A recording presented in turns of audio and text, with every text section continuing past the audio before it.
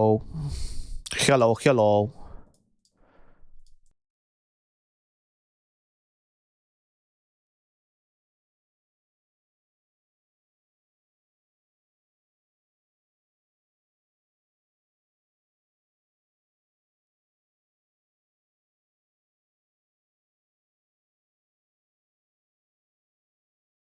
Alrighty then.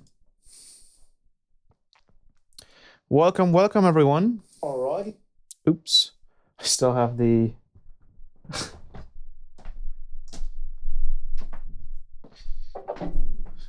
still had the box on, and now we're gonna generate a feedback loop. Sorry about that. Let me go full screen here. And then I mean I can just bring the chat over, to be honest, this time around. Should be fine. Just don't go full screen. Thank you very much. Righty, let's have this thing over here. That makes it easy too. Zoom in once. Yeah, that looks good. Welcome, welcome, welcome everyone to the Friday live stream number. I don't know what number we're on right now, but I'm gonna just quickly let everyone know that we are live. We are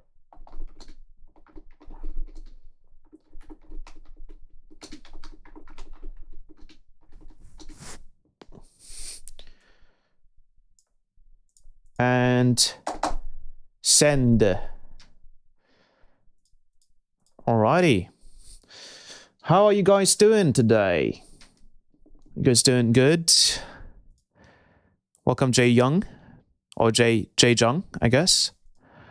Welcome admin. Welcome Fiats Deshi. Dollars dubstep. Yes, today is a dollars dubstep day. Something very special came in the mail today. After a very dry 2 or 3 months of out of stock situations, it is finally back in stock, which is also great news for anyone interested in what is going to be happening today. And I would say we directly switch over to see, I can delete this. Switch over to the main screen, the main attraction of today, which is this guy. Welcome, welcome everyone to the, and I would like to introduce you guys to the, might want to do that, to the MINIFREAK, the Arturia MINIFREAK right here. This lovely bit is a hardware synth. Well, it's a digital hybrid hardware synth. And 1 second, I will just quickly readjust the lighting here a little bit. So I can just kind of adjust the stuff now, which is really cool. I'll put that down a little bit. Is that not going down further? Come on, there we go. Oh, you're getting some professional lighting right here. Making that white all the way. Should be fine. Bam. Make it brighter. And the last one.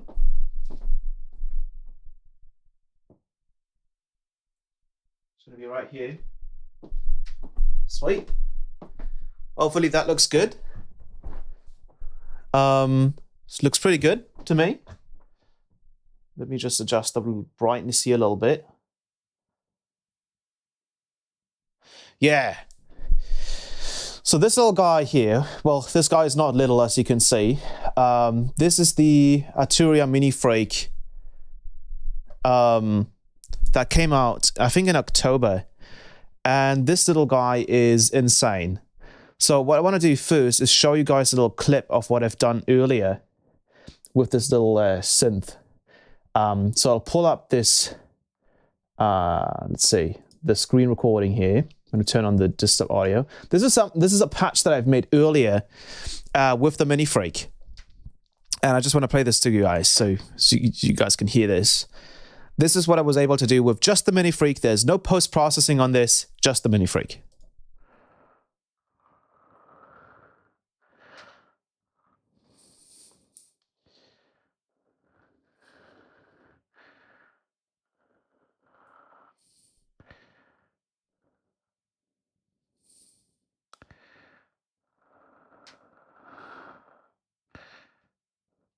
So that is a patch that I've just made on the Arturia MINIFREAK. And let me grab some, I have a really cool LUT filter here that would probably fit quite well with this. Where's my LUTs? Apply LUT. Oh God, I gotta search for the path real quick. What would that be? What are you doing? There was no sound. Oh, I know why. Damn it. Damn it. I know why. All right, 1 second. It's the typical Windows just resets everything situation. All right.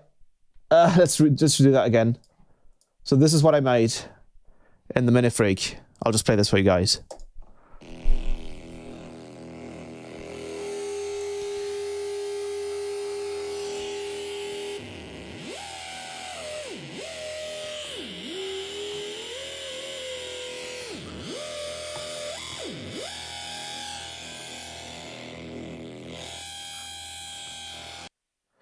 Did that work? Was that audio coming through? Yes, perfect. Let me turn that up for you guys. So I actually have this patch still loaded up. Funnily enough, worked. Yes, sweet. So this is the patch right here. So should have switched by now. Yes, perfect. So funnily enough, I can also just zoom in here, which is really cool. So I can zoom into the thing. And I can even, on the app itself, I can change it to this. So you can more easily see when I'm manipulating stuff right there. Look at that. That might be zooming in a little bit too far, but I can zoom in like this. And then I can zoom in like this. And then I can actually just show you guys the screen there and what's happening, if you guys are interested in me doing that too. Sorry for the little shaky camera. But this is the patch right here. And you guys should be able to hear all that. I think you guys are actually getting the Sound ID version, or I'm not sure. I think you guys should be getting the normal version right now. I might be getting the Sound ID version. Let's see. Oh no, it's just literally just not working. Funnily enough. I love Sound ID. I love when it just doesn't work half of the time. That's great. It's perfect when you get headphones that are supposed to working with Sound ID and then just nothing works. Oops, I think what the hell just happened there? Now my entire audio is just gone. 1 second. There we go. We're getting audio now. Nope, still no audio. You guys are hearing me though, right? Why is this broken now? 1 second. What's going on? There you go. Alrighty, that works. Sweet. What audio are you guys getting? Are you guys getting the clean audio? Are you guys getting the Sound ID? So if I'm going to play this, you guys are getting Sound ID. Okay, because I don't want you guys to be able to hear Sound ID. That's a bit annoying. But it's picking that up still. All right. Let's not have to deal with that. I'll just grab the Stream Audio OBS audio to send. There we go. Now you guys should be getting the... Yes, now you guys getting the Ableton audio. Sweet. Alrighty. So this actually has no post-processing. This patch right here has 0 processing right now. Let me also put this to 1440p so I can see if everything's sharp and clean. Sweet. All right, filters. Make that a little sharper there. And then I had a 1 second, live stream assets. There it is. There we go. Giving this a little bit of color there. Sweet. I can actually zoom in a little bit for you guys, funnily enough. This might look a little bit higher quality. Filters, edit filters. Alrighty. So the cam might be a little shaky at times, as you guys can tell.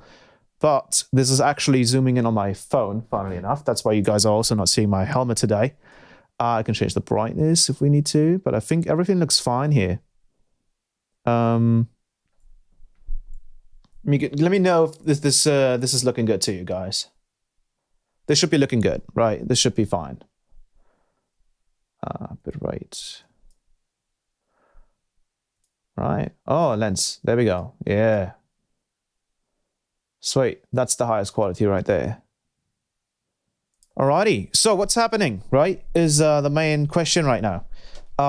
So what is currently happening is this is the MINIFREAK right here, and this is what this stream is going to be about. I wanted to do one kind of just standalone live stream about this, simply because I feel like this synth is going to be the synth to rule them all, essentially, for especially the price tag of this thing. So the MINIFREAK comes in at $600, which might sound a lot, but considering all the other sims out there and the capabilities of this synth in particular, this is essentially Serum, right? And this actually does a lot more things than Serum, because Serum is mainly just a wavetable synth. This has so many oscillators. I think I can actually just show you guys how many oscillators this thing has. I'm just going to show you what this all features. But I'm going to show you the previous one that I was using, which is the MINIFREAK, if you guys remember. The MINIFREAK is essentially now the little brother. And this is the MINIFREAK right next to the MINIFREAK. Now, it looks bigger because it's on top of it, but if I put it right next to it, you can see it's the same height or the same width, essentially. And it's just smaller. It's much smaller. And what you can also see just directly here, looking at both sims, you guys can see that this only offers one oscillator, which is this oscillator right here, while this offers two. And so there's a lot more possibilities for sound design there. Oh, so you guys fine? I don't even have that much session good. Did it come this morning? Yes, it did. I was going to say there was no sound. All we could hear was you breathing. Oh, really? Oh, wow. Sorry, I usually breathe when I'm focused. Alrighty. So let me put that there. I'm going to have this here. I need to figure out a way to see everything here. But I guess I can put this down here. That should be fine. Yeah, that should work. Can see everything over there. I mean, I can see it there too.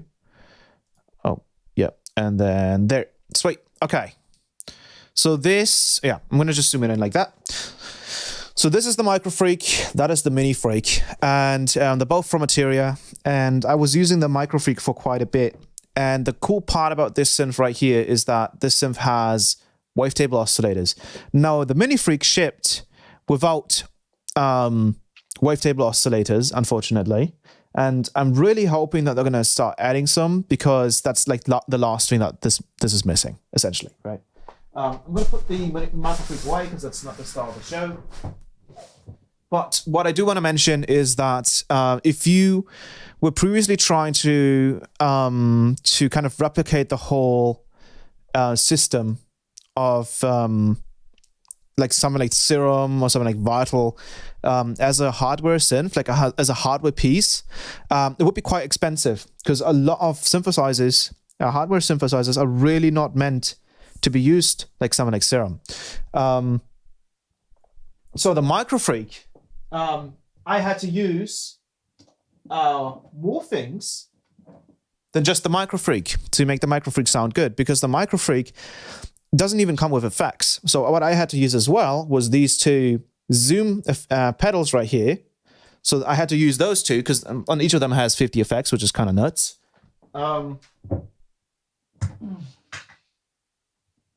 And then on top of that, I had to find these because it was really difficult to find. These two, essentially they're kind of guitar pedals, I guess, but these are, as they say, real saturators. They have different diode clipping modes, and they're essentially just there because the MINIFREAK tended to really push into the audio interface, but in very like annoying ways where you didn't even get full volume like on a kind of sound, and so you had to clip it before it went into the audio interface, and it would clip there digitally, which obviously sucks. So these are actually like really good soft clippers in a sense, and they can hard clip like they can clip really heavily. And I might actually use them with the MINIFREAK too because they just sound really good. But and you can see this here. I'm going to zoom in so you guys can see this because this is really cool. I'm going to go here. I'm going to go over here. I'm going to zoom in a little bit so you guys can see it. If I move this, watch this. I have a multiband compressor on there, and I have a distortion on there. So there's actually effects on the MINIFREAK, and they actually have an equivalent to OTT, funnily enough, on the MINIFREAK. Let me put this back. There we go. So these are actually not needed anymore with the MINIFREAK, and the MINIFREAK is now just a whole package. You know, 2 oscillators, analog filter, digital effects, and some really cool new like 2 LFOs that actually like you can shape your own LFOs in there too, which is kind of nuts. So yeah, the great thing about the MINIFREAK is that it essentially still costs less than trying to replicate anything in hardware that resembles something like the Serum. Plus the keyboard is actually good. Like I didn't really like the kind of flat keyboard from the other one, and this one is just really nice to play with. And there's a bunch of like quality of life improvements with this thing too. But anyways, so this is essentially the best thing that you can get for your buck on the market right now. There's literally nothing better than this for the money. There might be some other sims out there that maybe they're more boutique, maybe they're more like less well known, that might deliver a better sound, but honestly, I doubt it. Like this thing is insane. So let me pull everything up correctly here.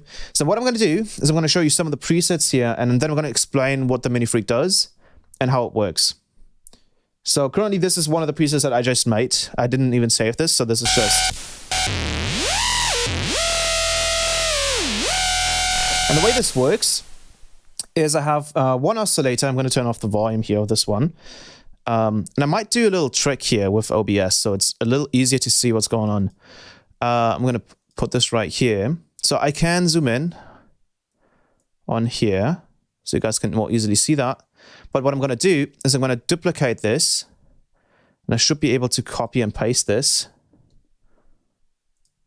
Yep. And then I'm going to hold Alt, and I'm going to change. Hopefully this works. Oh, well, let me resize it. Wait, why can't I resize this? Can I not crop this? 1 second.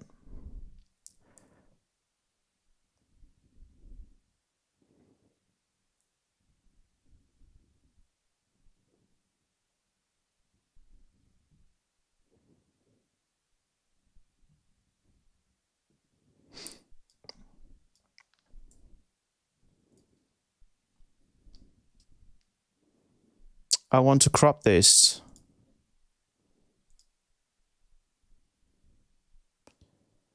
Why won't you let me crop this? Please let me crop this. This is annoying. Okay, let me delete this. Yeah, just a new source then. Video capture device. Oh, that's a completely different thing. What the hell? That's a Logitech right there. Jesus. I just like that. Oh no. Can you take this off for me? Like, can you just remove it from the computer?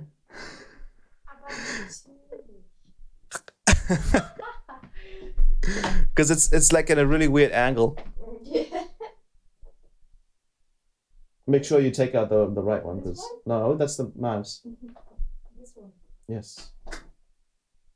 Just remove it from the computer. Do you remove it? Yeah, it's gone. Have a look. And just leave it here, because I need it. Just leave it here. Oh, okay. Yeah. Yeah. Thank you. All right. Properties. All right. Looks good. So this should be a new one. Wait, where is it? Oh, I can't do a double, but oh, that's so stupid. That is so stupid. How do I? That is really dumb. Unless I could just do this. I'm just gonna do this. Okay, that should be easy. Screen capture. Source, and I'm gonna do this screen. Done. And then I just want to. I still can't do it. Wait, this is okay. This is definitely messing with me now.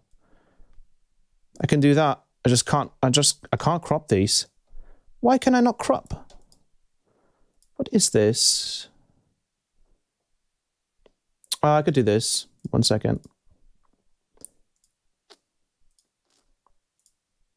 Shouldn't affect that. Yep. All right. Good. All right. Sorry, OBS is being a little bit annoying right now. Screen capture.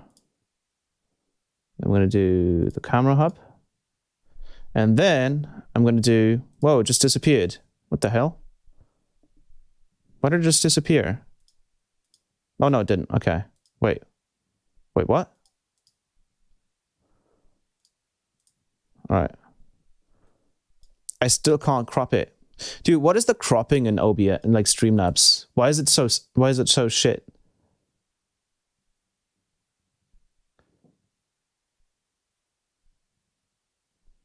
You have to be kidding me. I don't like. Oh my god. Okay. Crop.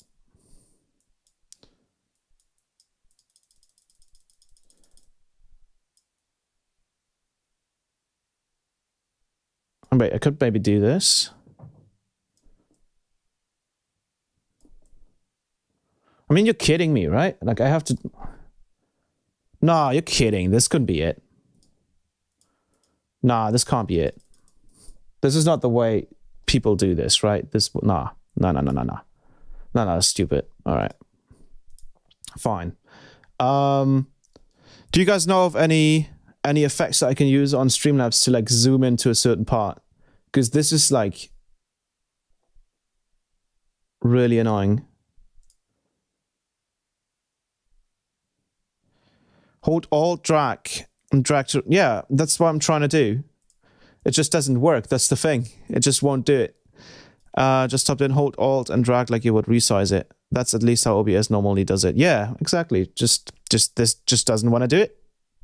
Streamlabs just doesn't want to do it. I'm holding Alt and it's not doing it. It doesn't want to do it.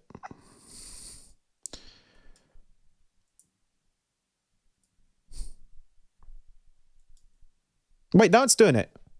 So it's not doing it on the edges, it's just doing it on the sides. Okay, well, there you go. Okay, sweet. Thank you. There we go. Okay, now we got it. I'm just trying to get this like little screen here. I'm actually going to zoom in a little bit so you guys can see a little bit more of the synth right there. And I'm going to do a little screen. I'm going to magnify it essentially. That's what's going to happen. There we go. Yeah. Wait, what? That was the bottom one. I'll put it to the top. There we go. Now we got it. I'm going to put this like down here. There we go. Sweet. So now if I move this, I mean, you can't really read it. It's really like low res because, I mean, the phone can do 1440p. I'm just not sure why it just doesn't want to do it. 1 second. This is the Elgato.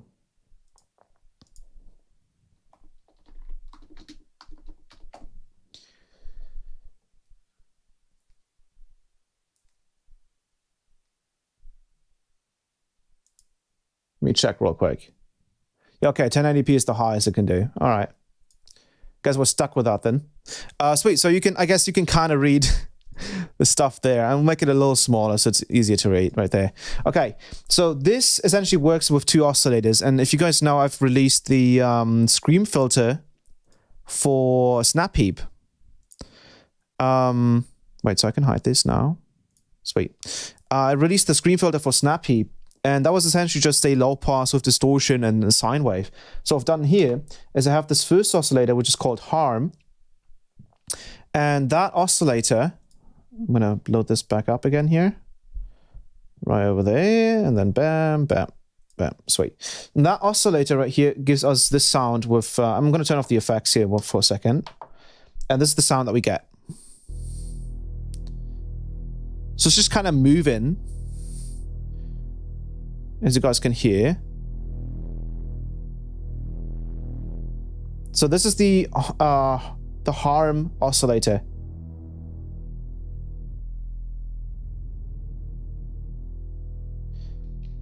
Hope you guys can hear this. I'm gonna push the volume a little bit.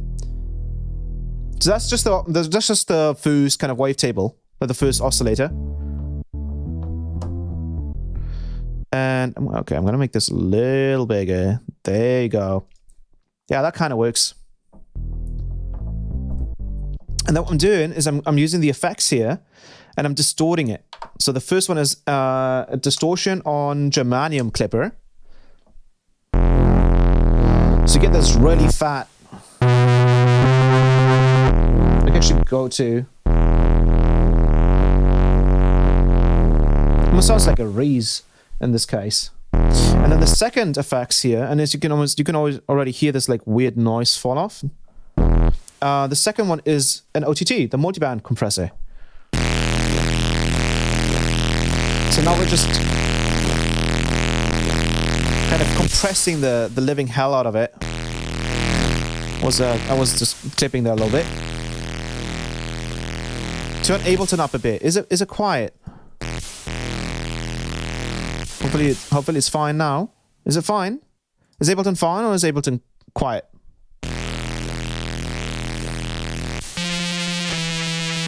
You guys let me know. Dude, the little window peak there is so small, but I can always, once again, I can always go in here and just put this to ×1, and then you guys can read it better there. Obviously this thing gets offset, so just ignore that. But yeah, as you can see, it says in it there. So this is the multiband compressor right here, which is just insane. You have the multicamp right here. And that's the time. You've got the tone, which essentially just kind of... I think that's just more compression on the high end there. And this is the amount. And this is literally OTT. Like if I turn this off, turn it on, it's just OTT. And then the magic here is really the second oscillator. So I'm going to turn off the first one. I'm going to turn off the effects too. So the first oscillator, I'm going to just turn... So this is the volume here that I can just turn down. The first oscillator is essentially just a sine wave.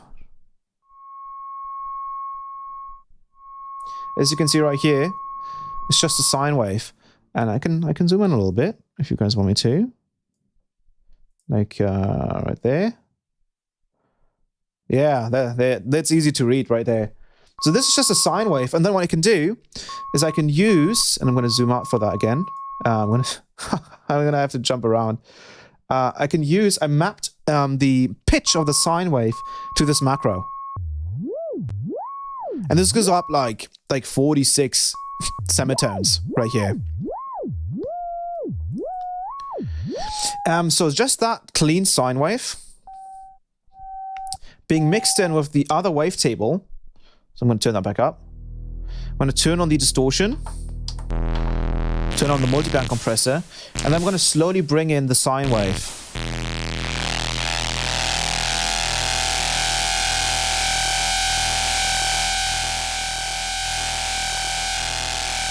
And then I'm going to move around the macro.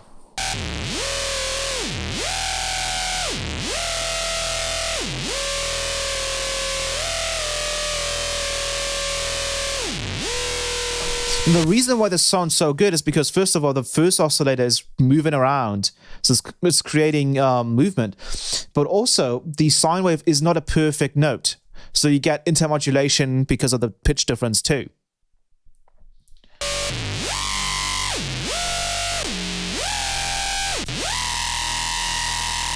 If we wanted to too, we could go to the last effect here. And I'm going to go back to back one. And I'm going to zoom in. And on this last effect, I'm going to pick the reverb, as you can see right here. I'm going to turn the effect on. And then we can just get some reverb.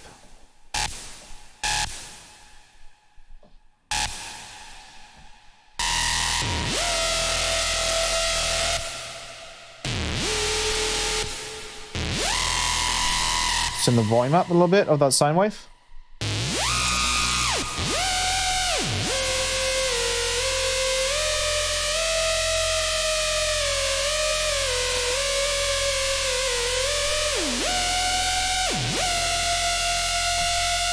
Yeah, this is just MINIFREAK, man. This is nuts. Okay, let's put it back to 0.5 there. So, the other thing I wanted to show you is obviously all the oscillators and everything, because some of these are obviously the same as in the MINIFREAK, but now as well, what we can do is we can move this preset button around, and we will not just instantly lose our patch. So, I can still play that stuff. I can just then hit to open up a new preset.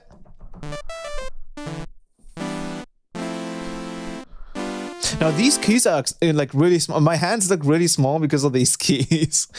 I mean, actually no. The other way around, right? My hands look huge because these keys are small. That was just a brain fart right there.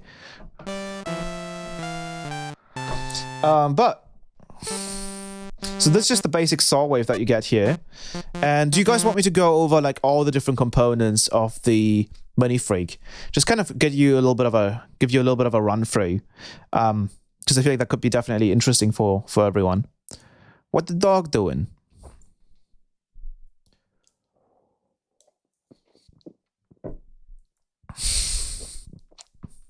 Yes, please. Okay. So I'm going to explain why this thing is insane. First of all, let's start with the very, very basic stuff, right? We've got the keyboard down here, so we can go. We can just press. We can just play some chords here. Just how do I do this with?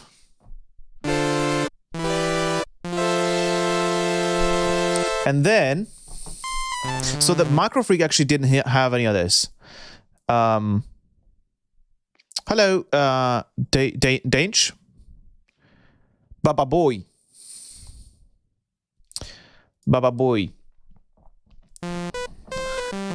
I could play Sandstorm, the root Sandstorm on it, yes. Totally, you could turn on the sequencer here. It's right here. And then we could do record. And we just press. Wait, I'm stupid. Bam, bam, bam, bam, bam. You can see, bam. Bam, bam, bam, bam, bam, bam, bam. Bam, bam, bam, bam, bam. So that's just the basic there. Ah, I messed it up. There you go. Play. And I messed up again. I think I can just, can I remove these? I don't remember how to remove stuff because I wasn't able to fully check out everything. But I think, wait, if we I think that way, yes.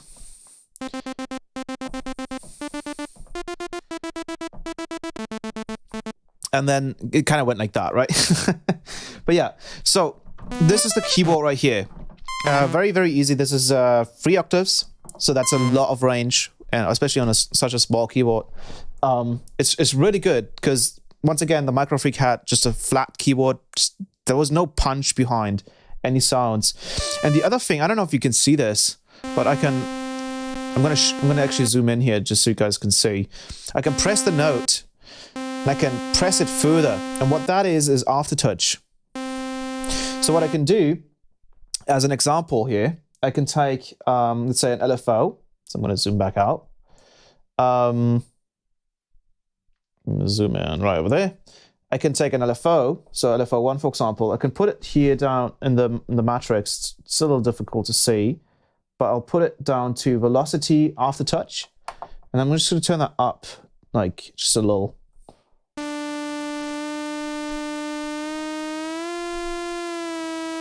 And that is not the LFO actually. I need to. Oh wait, I need to assign the LFO first. So LFO. There we go. And then velocity to assign 1.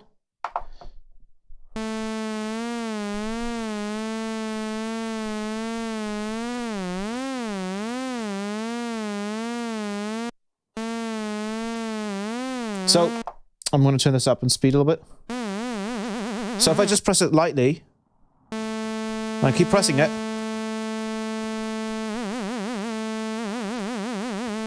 So you get a little bit more control than with a regular keyboard.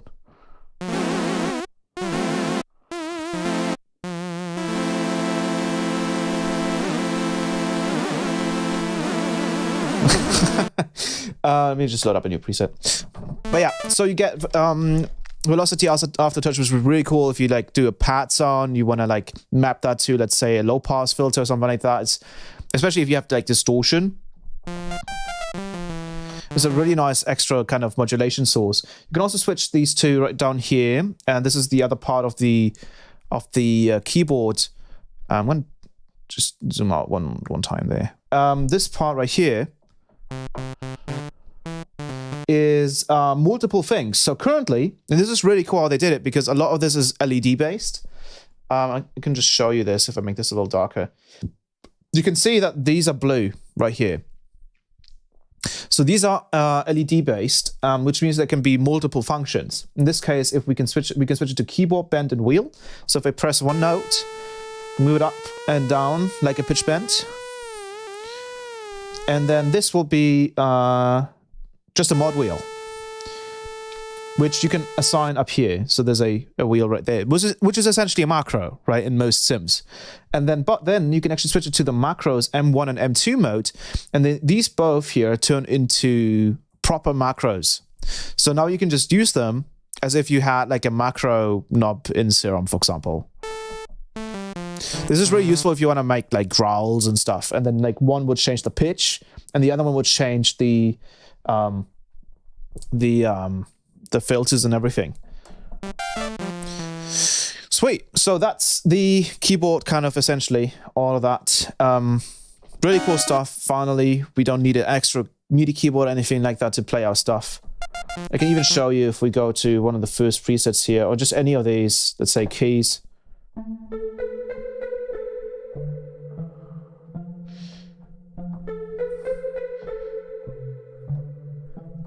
Let's go with a brass.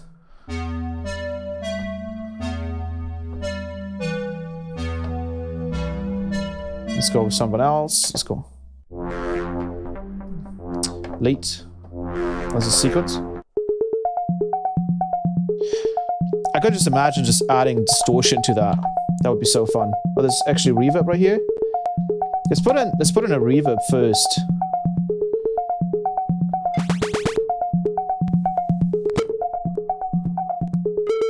That's because we're using...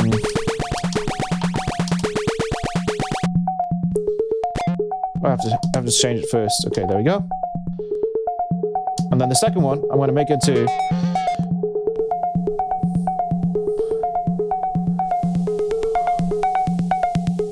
So the multiband compressor will actually turn up a little bit of noise. You can mitigate that using the sustain. So when you have the sustain down, or actually the amount in this case, you can just map that to, for example, the sustain, and the noise will stop.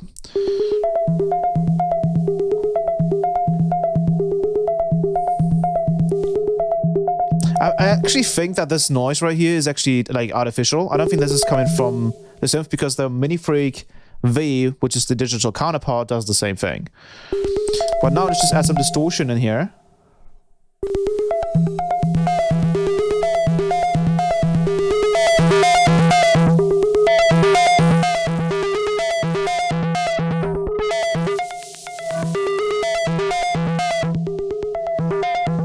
Yeah. So you can tell there's a lot of stuff that you can do with just these basic patches too. And this is the big thing with the MINIFREAK is the effects. So if we took off all the effects,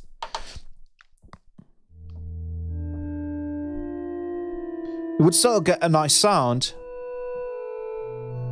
but nowhere near as complex as with the effects. And this is the big addition to MINIFREAK.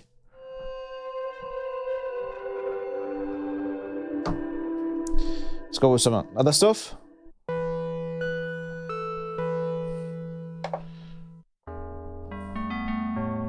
Let's go with, I think they have a really cool, one of the first presets here is really nice.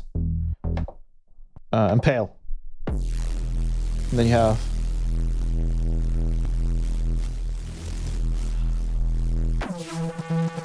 kind of like a weird raise and impact.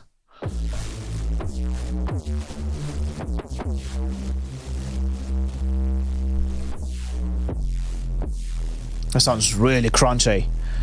And that's thanks to all the distortion effects now that they have. Even the germanium clipper that they have in here sounds really good. But yeah, that's some of the presets here. So I'm going to go back to a edit preset right here. And now let's go over to the, I guess, after catching up with this, let's go over to the oscillators, because this is kind of the most important part. The very first and most important part is the oscillators. And I'm going to zoom in a little bit so you guys can kind of see a little bit more of that stuff there. I'm going to go ahead and try and find the... see if we can find it. Oh, there it is. There it is. It's a little bit more readable, maybe? I don't know. Is it? Might have to change the brightness here.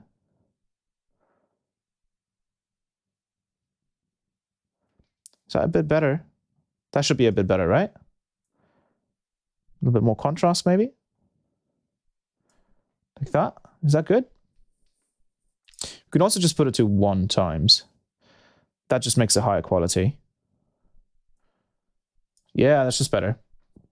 All right, and I'll grab this and I'll try and find the position sound edit. Ah, so it's right over here.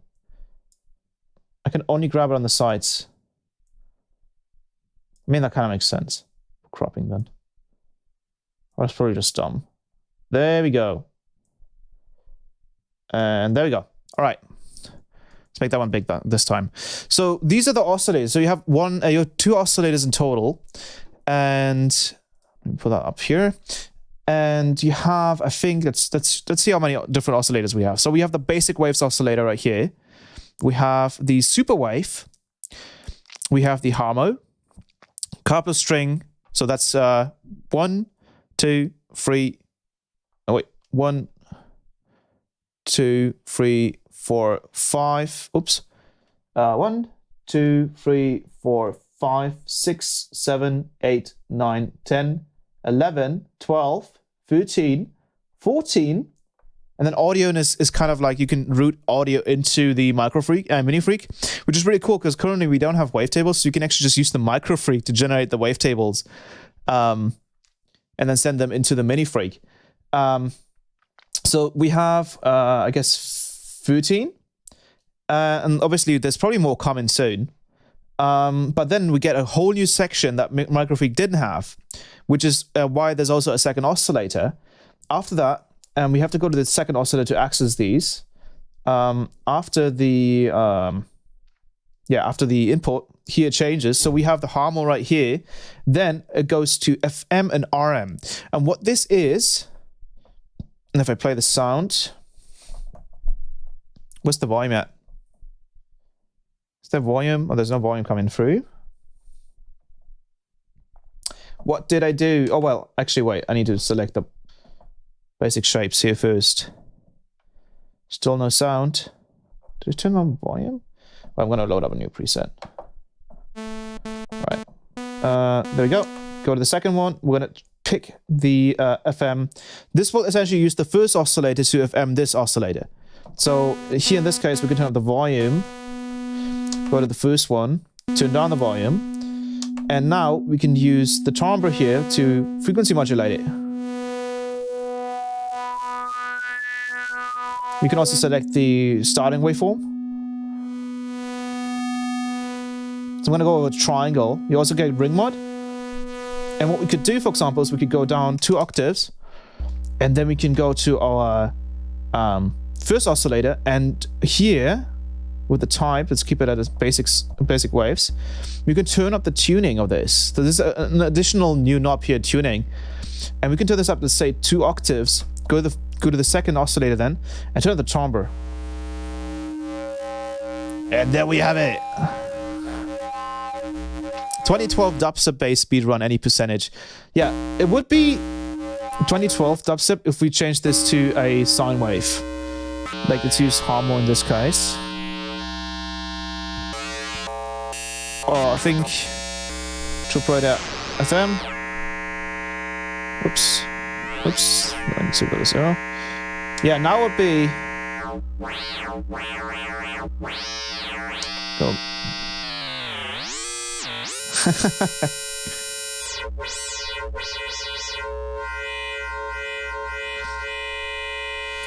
But I think the ring mod aspect here is really cool because the ring mod gives you a completely different sound too. You can kind of combine them to make something a little bit more gritty. But that's essentially the FM oscillator here, the FM RM. Then we get the multi-filter. And the way this works is if we go back to the first one, we can turn up the volume now. Let's go over here. I think we'll have to turn down the semitones. Let's go down, back down. We essentially just get a bunch of filters here. So we can actually control the dry wet of these filters with a volume knob here, as you can see. Oh, this is looking really cool now on with the camera there. And then the shape here changes the low pass, like the filter type here for the multi-filter. So you get all kinds of like different filters. In this case, there's HB high pass filters with different slopes, bandpass filters, notch filters, different low pass filters, and then the wave here would control the cutoff.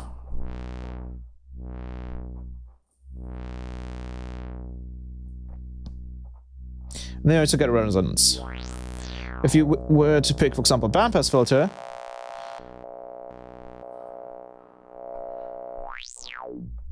that's the multi-filter. So essentially, oscillator 2 is now acting as a filter. Merry Christmas, admin. No way, Crooker's bass. Yes, you can make Crooker's basses. And the next one is the surgeon filter. So as it says, it's a much more surgical filter. You have a low pass, band pass, high pass, and a notch filter. And for example, with the band pass, we can change the spread here.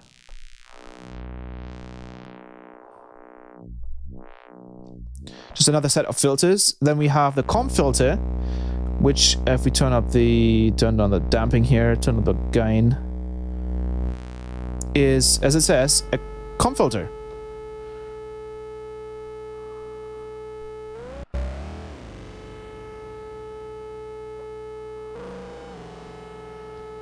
Seems to be a little bit weird sometimes.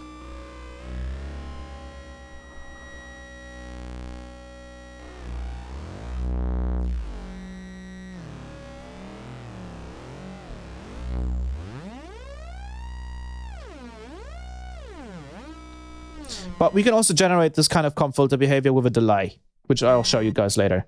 Then we have the phaser filter. You have feedback sections, poles.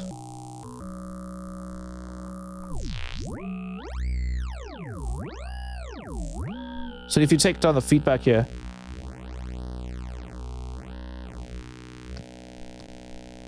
maybe mix it in. You can probably maybe create some kind of like disperser sound to it too. Probably not, but and then we have destroy, which is different types of like degradation algorithms. So we have fold, which sounds kind of nuts. We have decimate, which is like a bit crusher, and then we have bit crusher itself.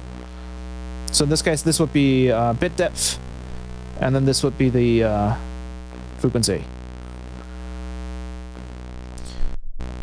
then I think it stops there. Yeah, it destroys the last one, which has a pretty cool animation too. IRL serum, essentially, right? So that's the oscillators for you. And one oscillator that was obviously I would love to see is the serum.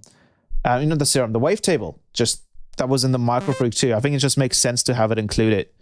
But what I would say is what we can do now is just go through some of these oscillators and just see what they sound like, because that's essentially the whole bread and butter of the synth. So I'm gonna go down. The first one is just the basic waves, so you can morph between basic waves, but funnily enough, there's no sine wave with it, which is a bit weird.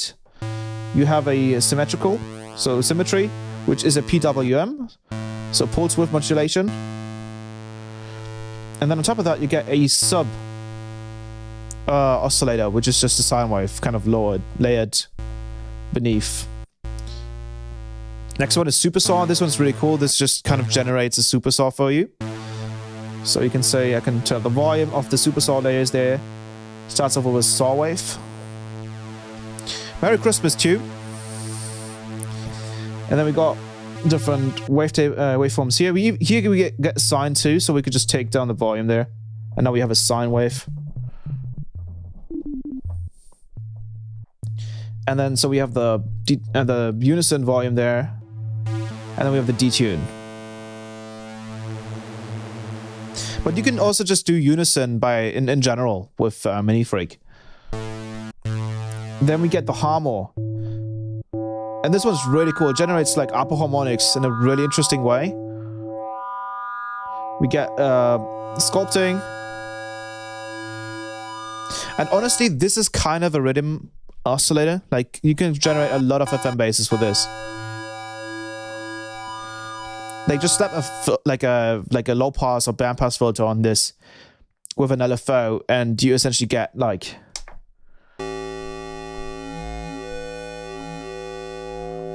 get a chorus in there too.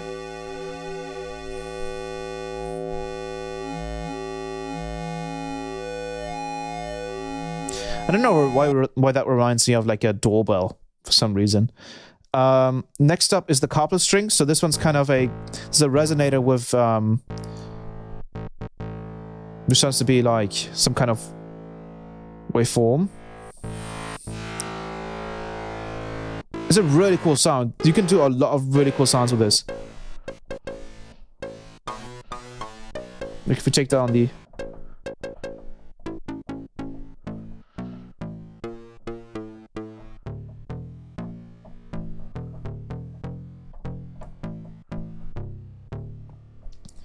that's that. And then we get V analog, which seems to be getting...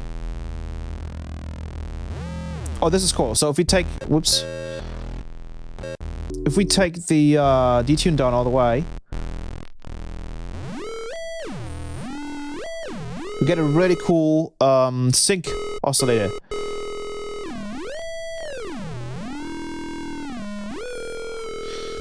You get a volume for... Well, this is the main volume. The shape here.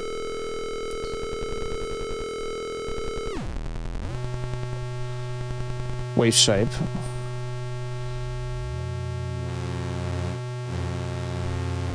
So, bunch of stuff happening here.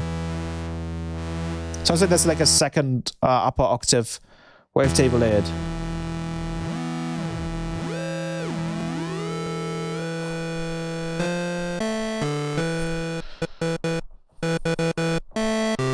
It sounds really nice. And then we've got the wave shaper, and this one's perfect for like growls.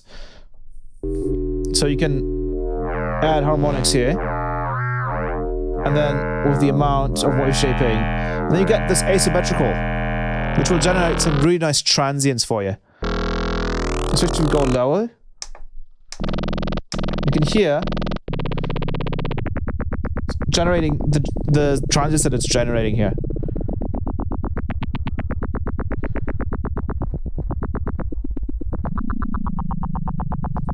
So if we were to add some, let's add some multi-comp.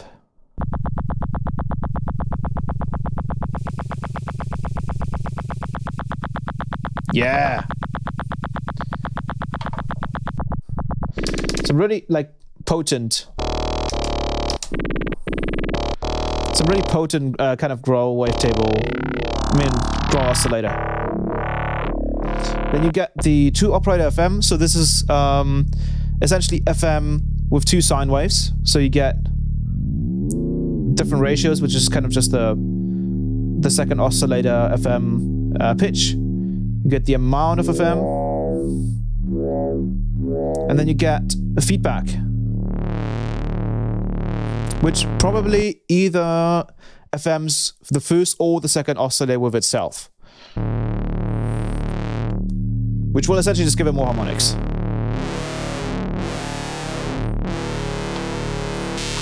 Here's a with the OTT.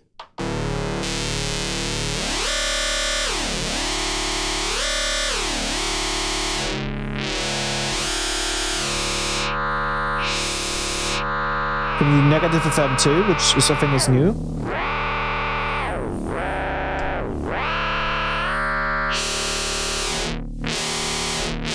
Yeah, OTT just makes all of these oscillators sound insane. And then we've got formant, and this one's also really good for growls. So you get essentially just this is probably a saw wave with like some kind of formant filter. You get different shapes.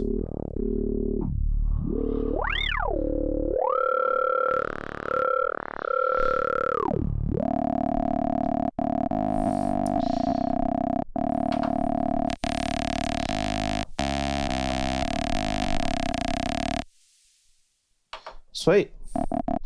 Then we have speech, which is kind of like a speech engine. Frequency. It's probably the formant filter mixed with some like kind of noise oscillator. Frequency. And there's a bunch of stuff you can change. Yellow, blue,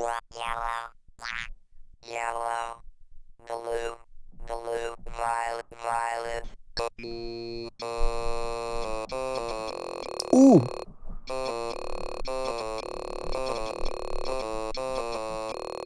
Turn on the...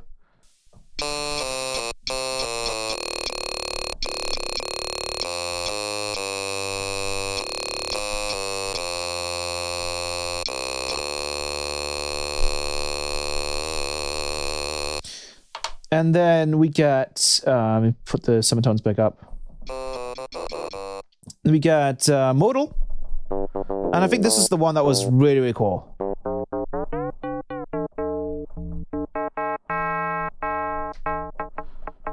Also great for FM basses. But this one's extremely useful for...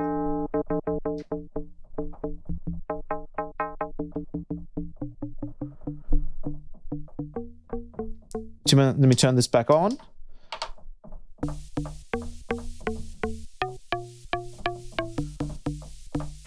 Now the noise that you're currently hearing, I can easily fix that by using the I'm going to turn on decay here, so I'm going to assign the amount. I'll just do this real quick, just so we can kind of have this by default. Envelope, turn it all the way up.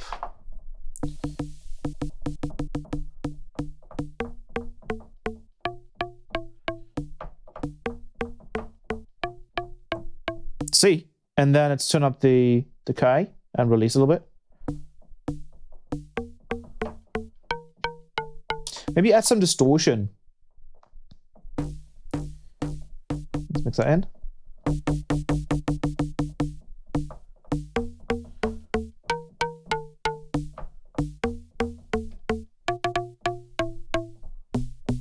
And then we can...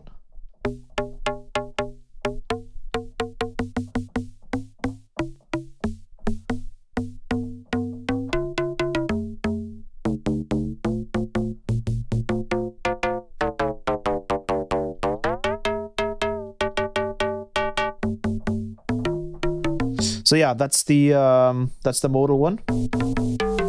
Sounds awesome. Just turn on the effects again. And then we get noise. So in this case, we already have a oscillator mixed in, but this is essentially just a white noise generator with different types. So you can mix this with like some screechy wavetable.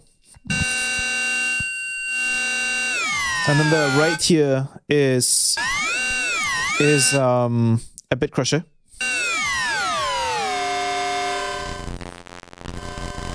So I guess the bit depth in this case. Yeah, I'm not passing it through OTT. So this is the internal compressor. Everything you're hearing is the internal compressor. There's no post-processing on this synth. Yeah. And then on top of that, you get a... What is it? I lost it. You get a sine wave, which you could mix in to create some drums. So just turn on some...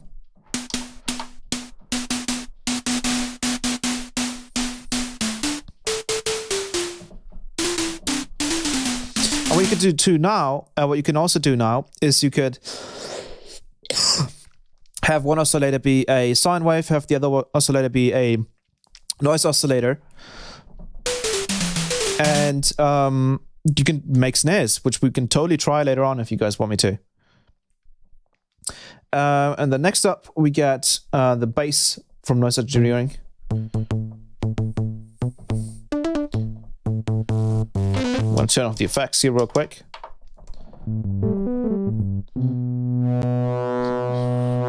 It's a nice saturate option there. So if we go down,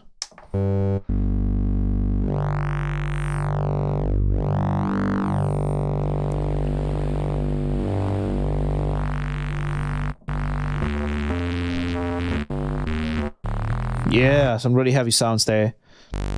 And then we get saw X,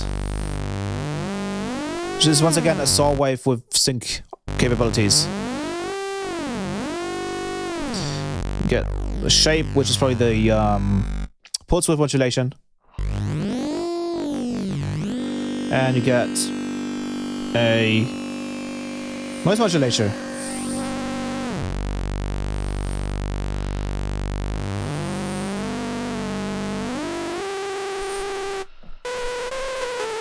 This one actually, I think if you have two of these mixed, this could sound really good.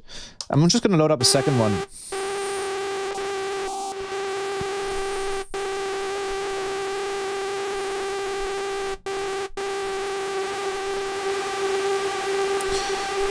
Yeah, that's what I was thinking.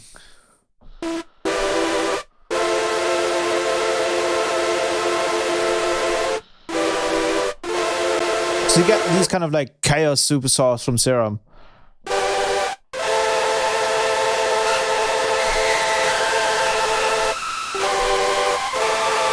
That's right. But obviously this is mono currently.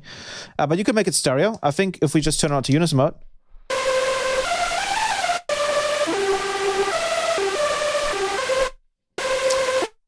And then when we turn it to unison mode, we can change it to be voice, unison mode, and we do unison poly. And then we should be getting...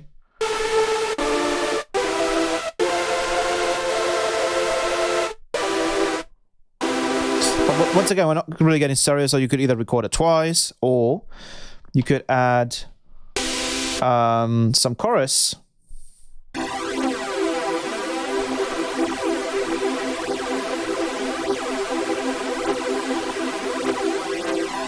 But then again, this doesn't quite sound... Now, if anyone has a MINIFREAK and they know how to pan the oscillators, that would be great, but I don't think that's actually possible. But you get some really nice screechy... Some really nice screechy supersaws out of that. Let's turn this back to mono. And then we get... put that back. There we go. And then we get harm, which is also really, really cool.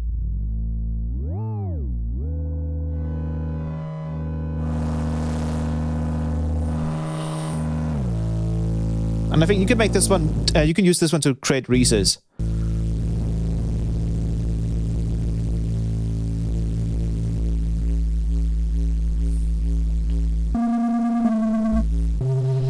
So this is the noise that you can mix in.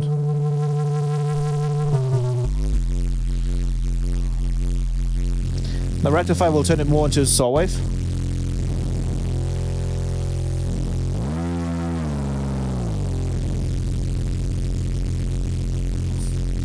So for example, if I were to get the tune here, I'm gonna map that over there. Oh wait, oops. It's gonna be mapped over there. This is gonna map to the tune. Oh, nope, tune, there we go. On the macro, I'll map this real quick. And, oh, okay, I didn't even have to do that. Sweet. I'm gonna have to turn this quite a bit until I get to a desirable state. I'll explain this thing later on. But this is the macro assignment.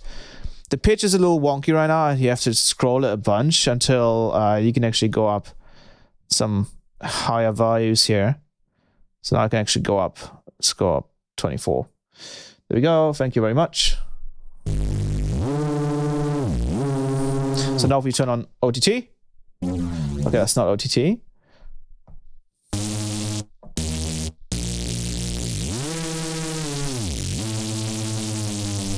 Let's turn on some distortion.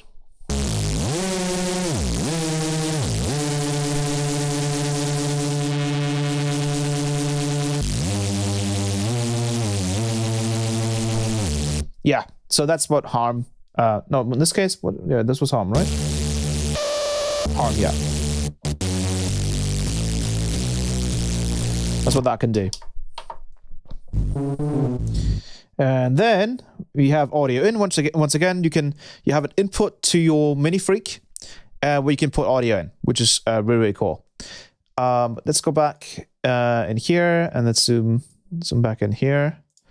I want to make sure that this is once again transform, reset transform. I'll just go ahead and grab that there. Oh wait, yeah, that should be fine. There we go. There we go. And there we go. So you guys can kind of read up on that again. But yeah, that's the oscillators. So a bunch of stuff. Once again, I'm missing the wavetable. If we had the wavetable user oscillator, that would be insane. But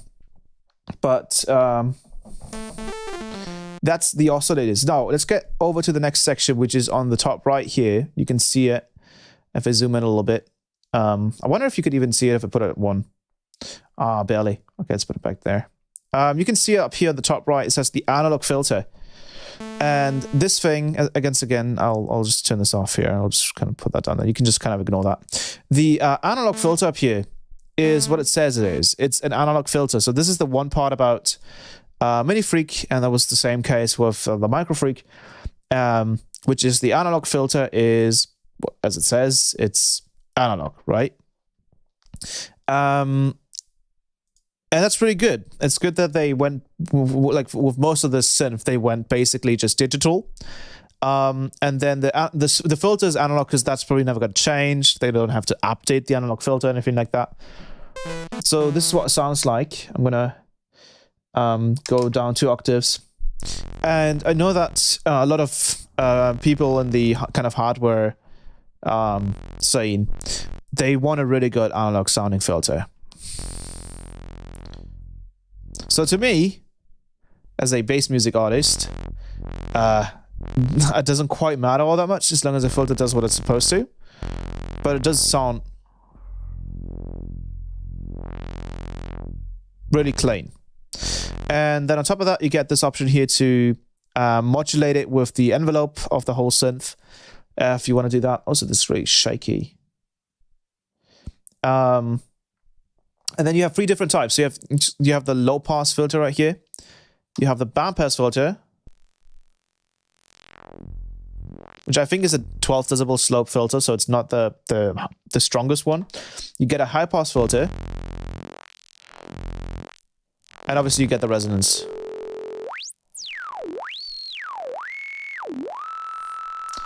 that's really cool. That's essentially it for the filter. It's not that much more difficult to explain. Then the digital effects on the right, once again, might be a little bit difficult to see now, so I'm going to turn up the brightness of this one, just so you guys can see a little bit more. On the right here, you get 3 different effects, as you can see, effects 1, 2, and 3, and you can select them. Just clicking on select here. So you get 3 different effects in a row, and you can also make the reverb and the delay be either send effects or be just literal like dry wets. So in this case, they're usually send effects, which means they're in parallel, but you can change them. But these are the effects that you're getting. So I'm going to show them once again, as you can see in the middle there. I'm actually going to zoom in a little bit. Just focus on this one. We get a phaser. So I'm going to turn on the effects here. I'm going to pick a normal sound again. So this is going to be the effects showcase in this case. I'm going to reset this real quick. Actually, I don't have to reset it. Move this. I think it's up here. Yeah. Let me do this. Let's wait. All right. So let's do an effects showcase here because it's quite important. So the first one is a chorus. I'm going to turn it on. So you get, the typical chorus effect. This one's in dry wet. And what's really cool about most of these effects is that they have multiple modes. So all the way on the left here, if I zoom out, you can see there's a shift button. This shift button essentially lets you access a lot of secondary parameters on this hardware synth. So if we hold shift, we can move, as you can see, and most of the parameters that you can change with shift have a blue color. So in this case, this section right here says sub. And it says sub because that means there's a subcategory. So if we hold shift, you can see that, and I'm going to zoom into, I think we had, yeah, I'm just going to zoom in there. We had 200, we had the chorus, and now we can select different types of the same effect. So we have the default, we have the lush,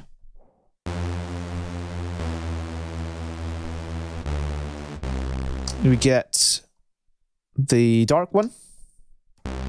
It's probably more filtered, shaded, and then I think we get one more, which is single. So it's just one layer.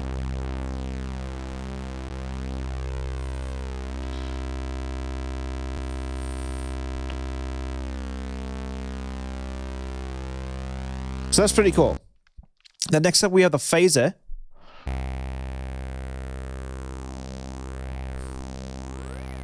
Like every time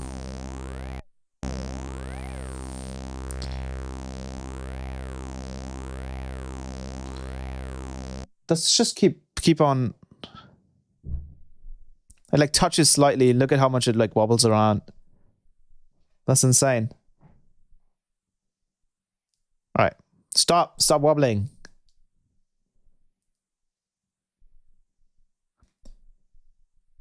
Look, I can just touch it like that. It just wobbles around like crazy. All right, stop.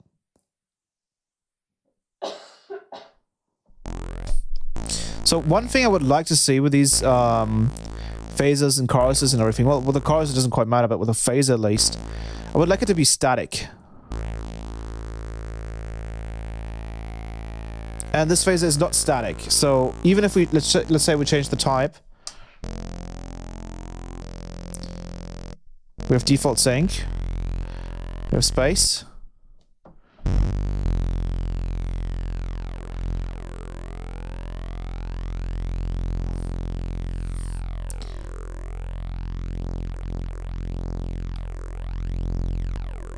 Let's turn on holds here.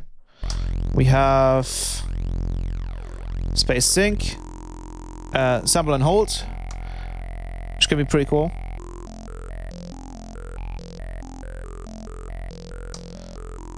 We get a sync once again. Let's see if we can just turn the rate down with this one. Okay, we can get it static. Nice.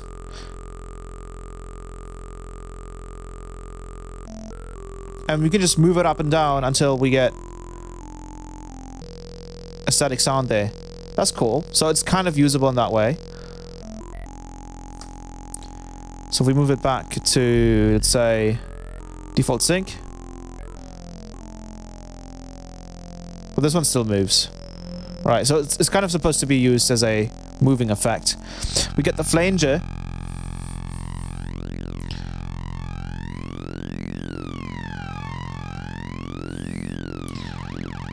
And we get different types here too.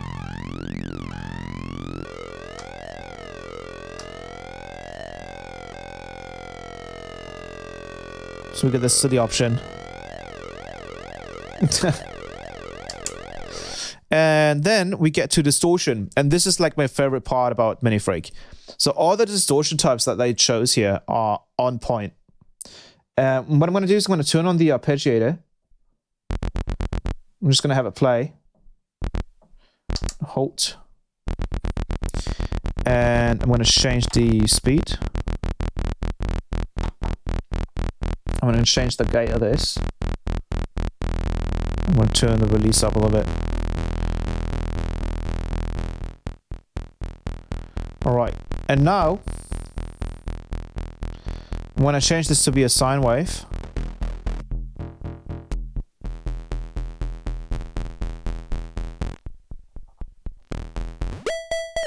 So I think this is the...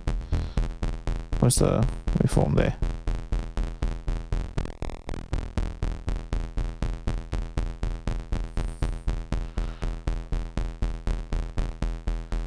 And that's the saw wave right there. Let's turn that off. Nope, that's not a sine wave. Wave shaper. I just want a sine wave. There we go. Sweet. So we have a sine wave here, and I'm going to turn on the distortion now. The zoom camera is out of frame. What do you mean with out of frame?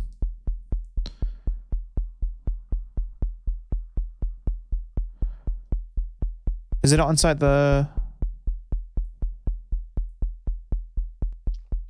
Or is that like a way old... Oh, that's probably a way old... Looks good to me. Yeah, I think that was just like a... It was, yeah. All good. So this is a distortion. So we have the gain here. We have a high pass, low pass filter built in, which is really cool. And we get the dry wet. I'm going to turn that up all the way. So you can hear what this does. And let's turn on the gain here. So this is what it does to a sine wave. And then holding shift once again, we can select a different type. So we have the classic mode. We have a soft clipper.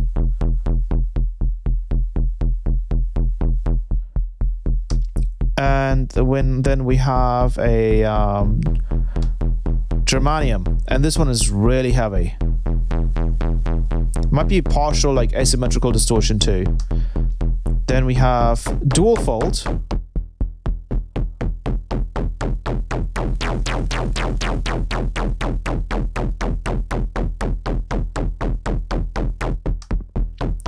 And then we get climb.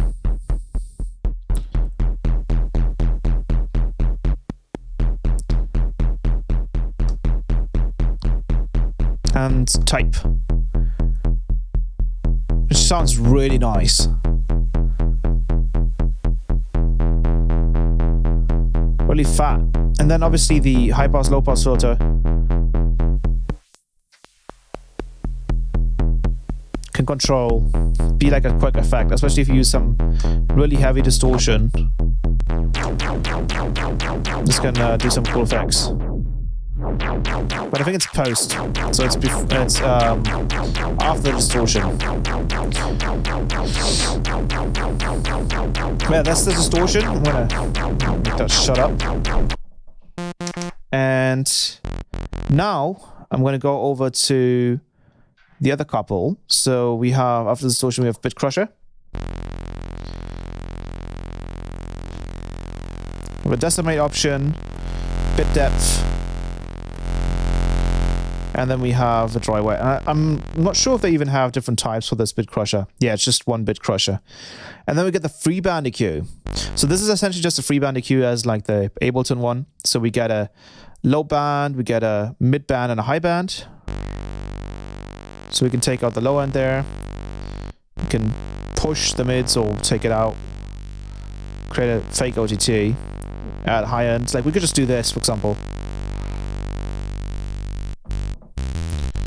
And then you actually get different types here too. So you get the default one, you get a wide one. I think these are just strongest, wider slopes. We get a mid, what did it say? Mid IK? Mid 1K.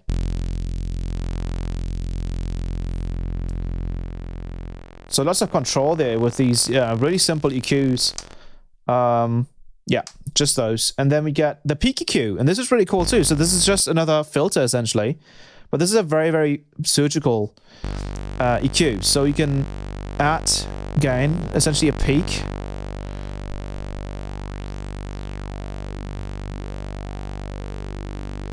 Or you can really like use it to remove certain frequencies that you don't want. Like a notch filter.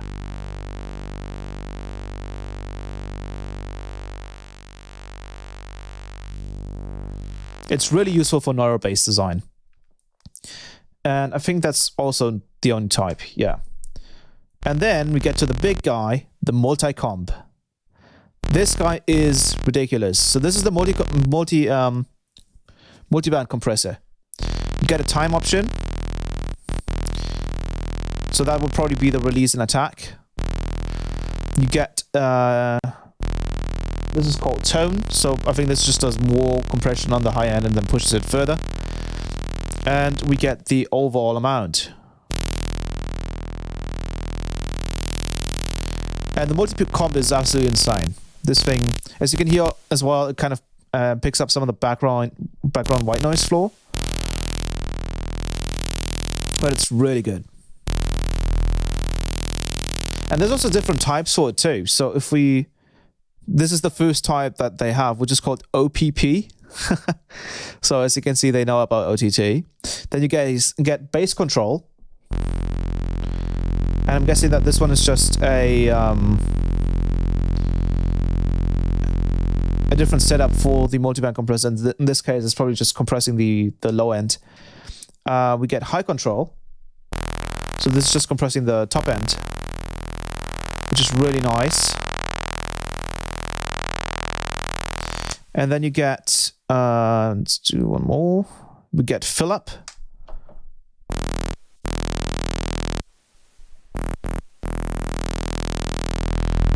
Which sounds quite similar to the first one.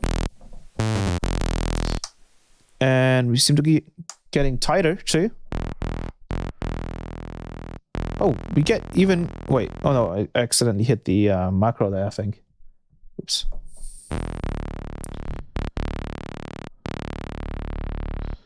There, you get a different tone control there. So this is probably just more like your regular compressor. And that's about it for the effects. So if you use one certain effect in one, well, actually there's more. For some reason, the delay and reverb are not in the first ones. But in the other sections here, we have a couple more, actually. How could I have forgotten about that one? The delay, the almighty delay. So this one is going to be your favorite. So you get delay.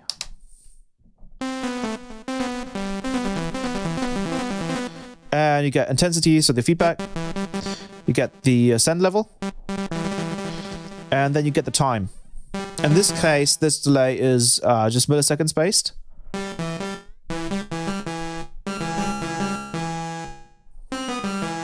So you can do like 16 milliseconds, 19 milliseconds delay if you want me to.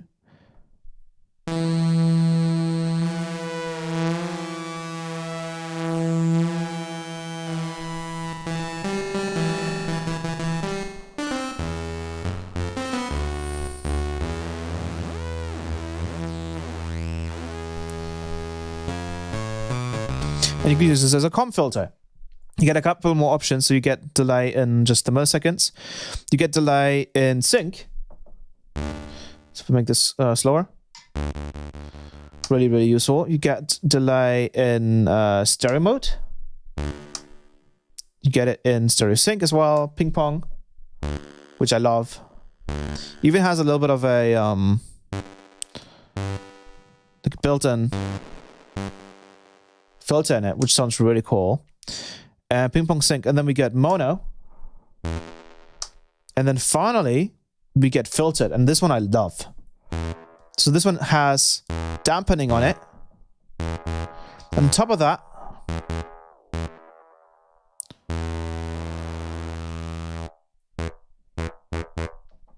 it's stereo too.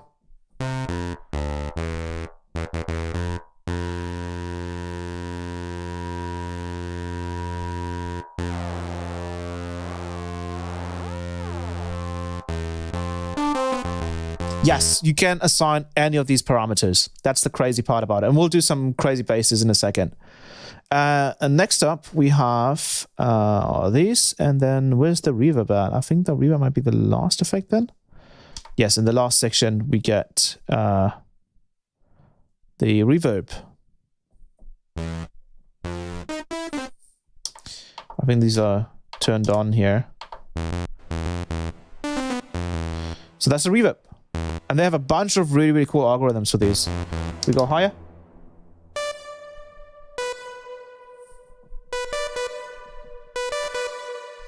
You get different types too. Default, long. Hall. You get echoes.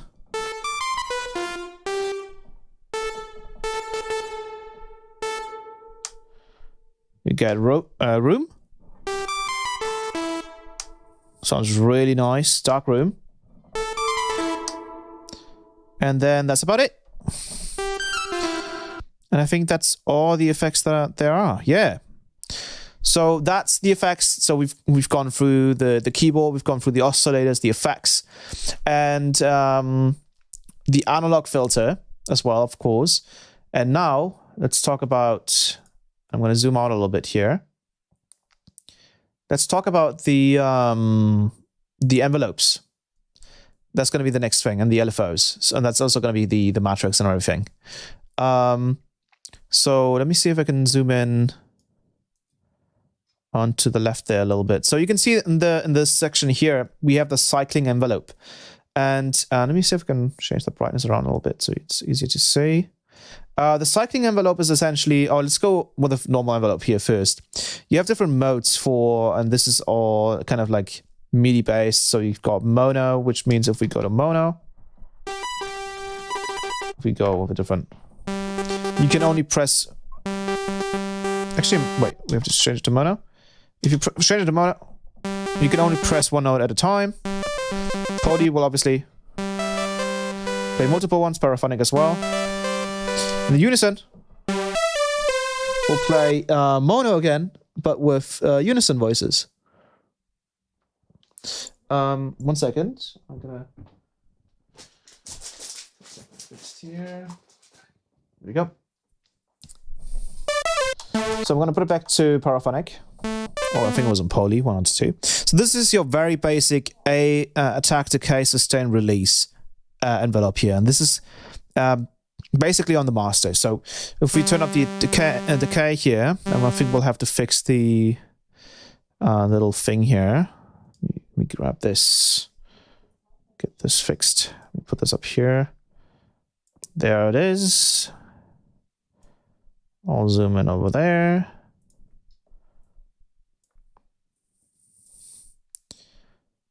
There we go.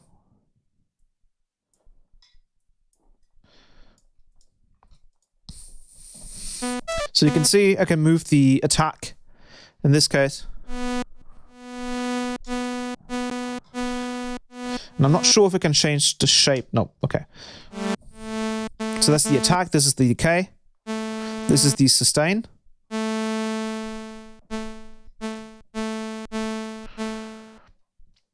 Awesome stream, brother. I'm going to have to catch up on the rest later. I hope you have a Merry Christmas. Thank you very much. I hope you have too. Have a good Christmas, brother. Then you get a release option. So if I just press a note, it can kind of release that.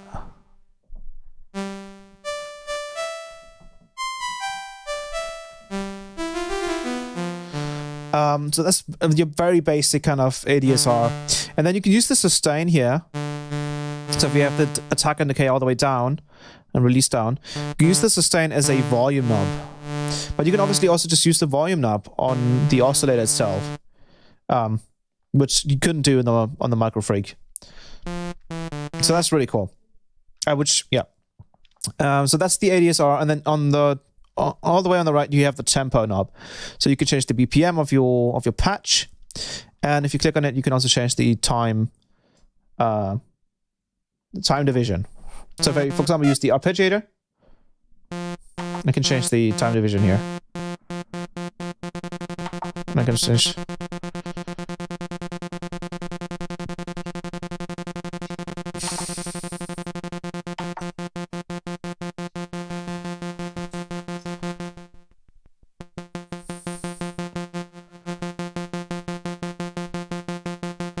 Lovely stuff.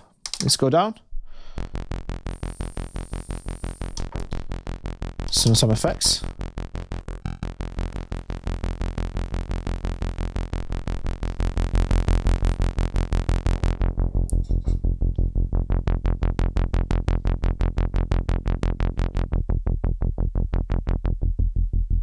Let's do something like that.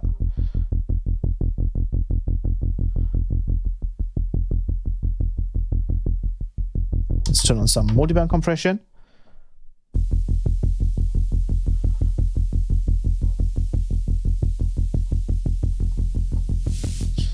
Assign this over here and then do envelope. Oops.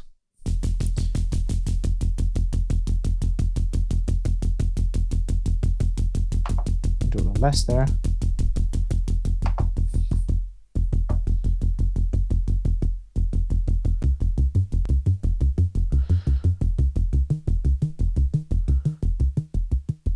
Turn the resonance.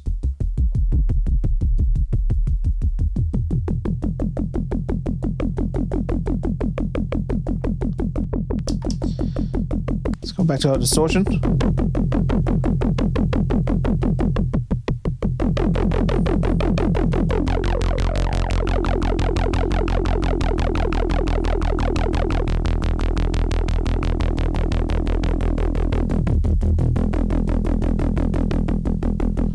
Yeah, as you can see, you get some really cool stuff out of this.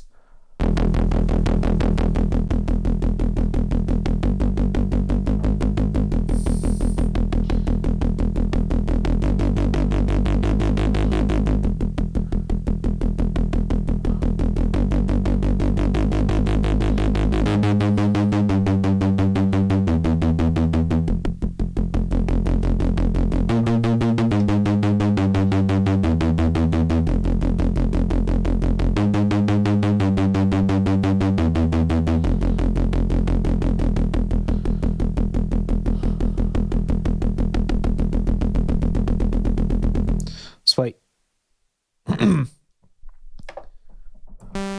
So yeah, that's the envelope. So very, very basic. You can use the envelope as well as a mod source, and I'll explain the macro section there in a second.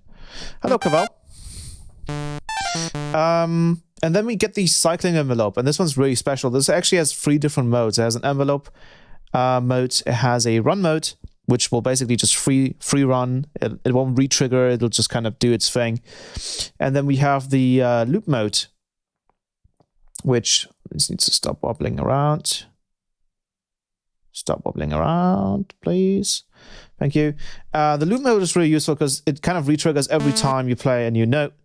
And as you can see right here from the screen, what this essentially does is it lets you kind of make your own little LFO. And what's really cool as well is that you have these shape options. So if I hold shift over here, I can change the shape of the both of these ramps. So I can change them, for example, to be like this. And let's put the cutoff of this filter, for example, onto that cycling envelope. I'll turn it all the way up.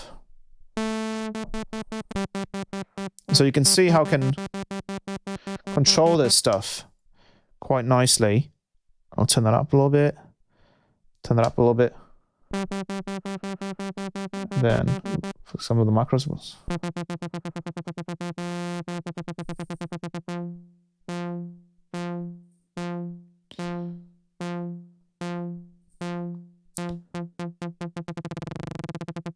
So you can do some really nice stuff with the cycling envelope.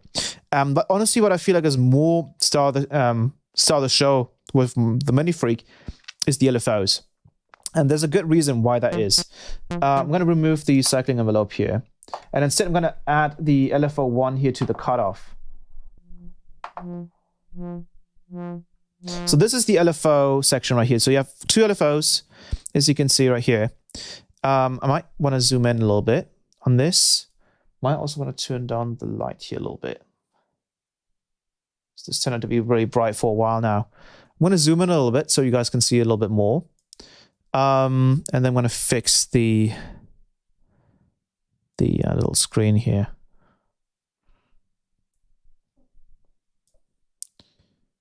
There we go. Oh, it's on the right.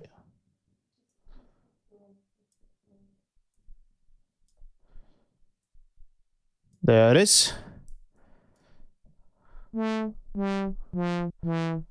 So the LFO, the way it works is you have two different LFOs here, and it's in some weird sequencer mode. You have the LFO rate, and then you have a sync mode. And then what you essentially get to is you can choose how it triggers. So you can hold shift and change the trigger mode. In this case, I'll put it to what is it? Retrigger. You can, for example, put it to retrigger once. So it essentially just works like an envelope. And you can pick different types here, which is really cool. And they have some new shapes too. So I'm going to change it back to be free running in this case.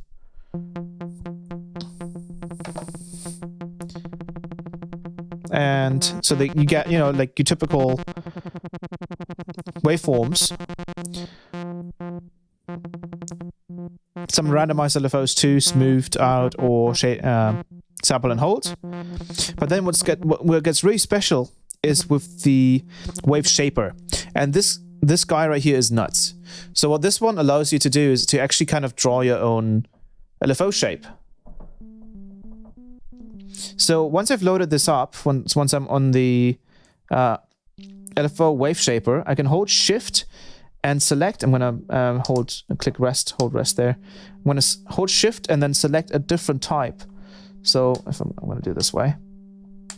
And then we can go through the different presets that we have in here.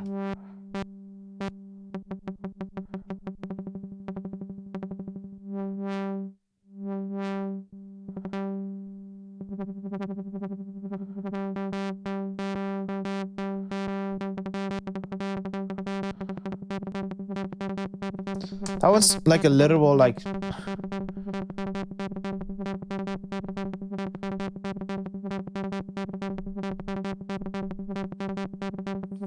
Obviously, you can change the speed here.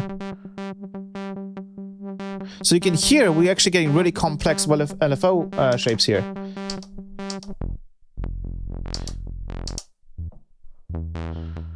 Let's check out some other ones.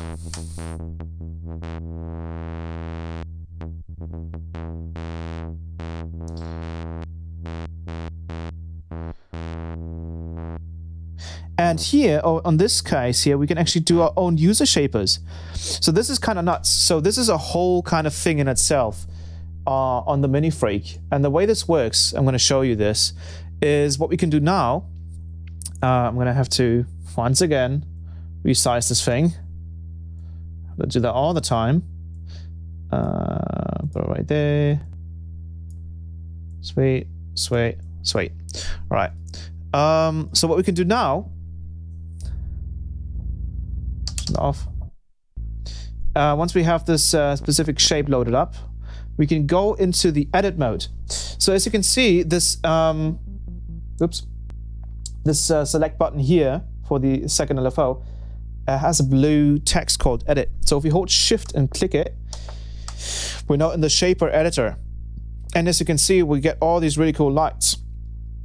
And what this does is we can now select, for example, the first shape right here. And as you can see, we've just created a little ramp down over there, as you can see. And what we can do is we can just add these to these other sections here. And this is essentially your length of your LFO shape. So you can create rhythms with this really easily.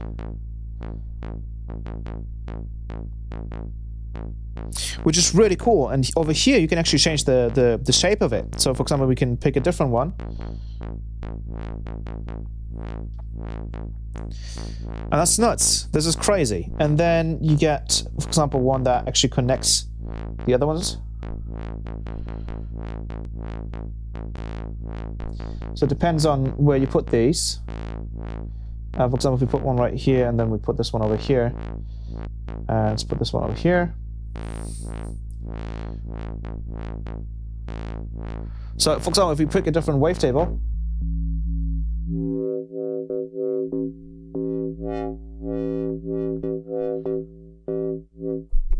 so add some distortion.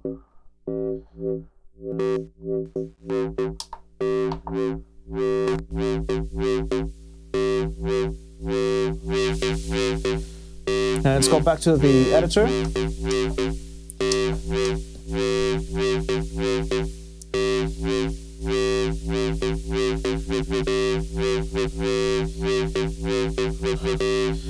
So yeah, you can get some really cool stuff. But what gets even more crazy is you have a lot of control over these LFOs. So I'm gonna hold. What's that? Oops. So what we can do is not only can we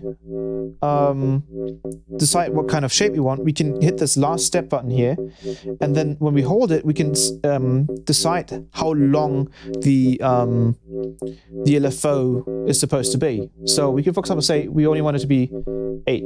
So now we have a shape that is just 8 of these different shapes. We can also say I only want 2. So we're only getting these 2 different shapes. So then I can, for example, select this one. I can also hold on any of these and then start editing them. So for example, I can hold this one and then I can select different shapes right there. So now we're getting a triangle. And what gets really insane is we can hold any of these shapes and then we get these 2 sliders right here on the left, and then we can actually edit the shapes independently. So we can, for example, go into the first one. Oops. I'm going to edit the first one.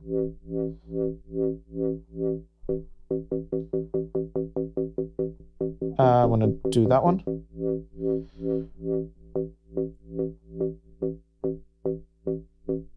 And we can do stuff like this, where we get like those kind of like more kind of rhythmy waveforms.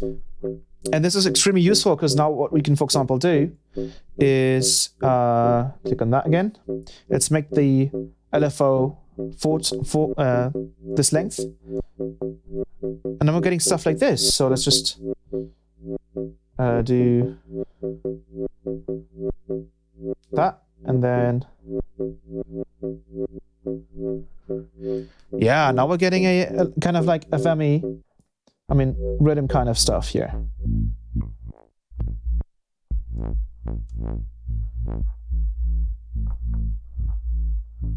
It's big.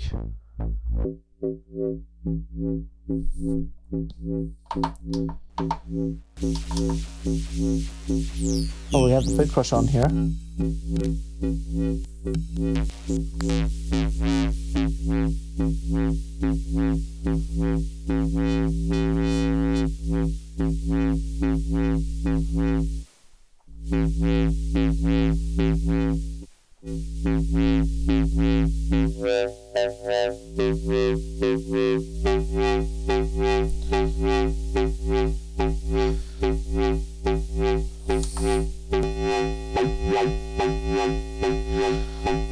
And let's also map the volume.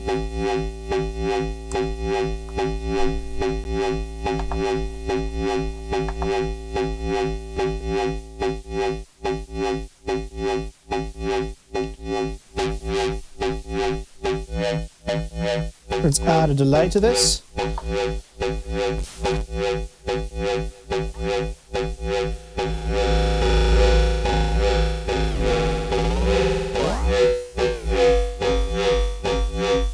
And you can see where we're going, right?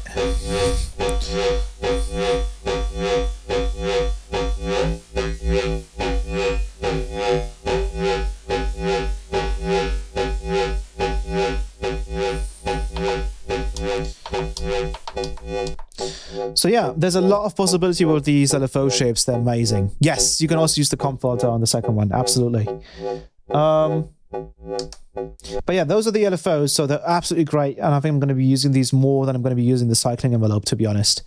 Because it's just a lot easier to get these shapes looking good. But that's the LFO section. And then we get to this little button here, which is the glide. So if we just reset the patch here. Oops. I think we have to get out of this mode. Yep. If we put this to mono right here, we can change the glide here.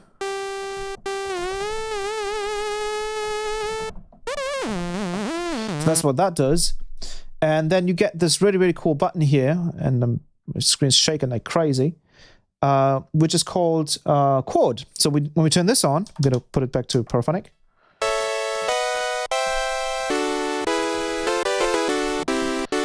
It plays you a it's like a chord, like an instant chord function, and you can set the voicings for this, I believe, as well.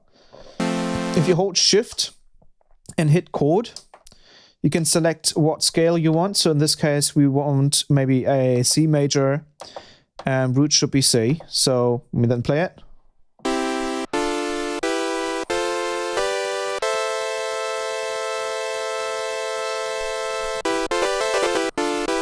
Let's try and see if we can maybe go to the let's do poly.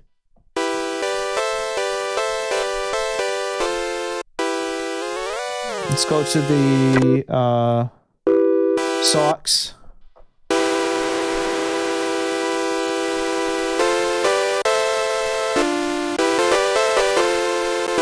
I wonder if the chord function would be the same. That would be, okay, sweet.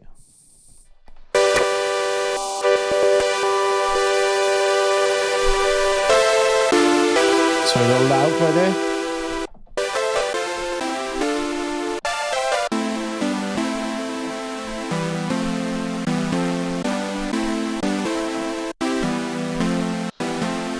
I'm not sure if you can play your own chords. Like if you can just probably the way you would do it is it still blue?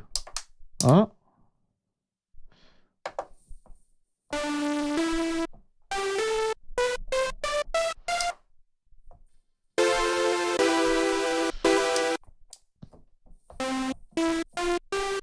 Yeah, so you hold the chord button and then you just do the chords that you want.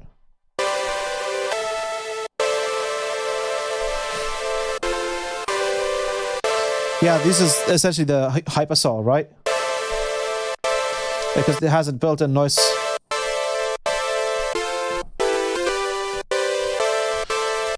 So what we could do, for example, is we could hold chord.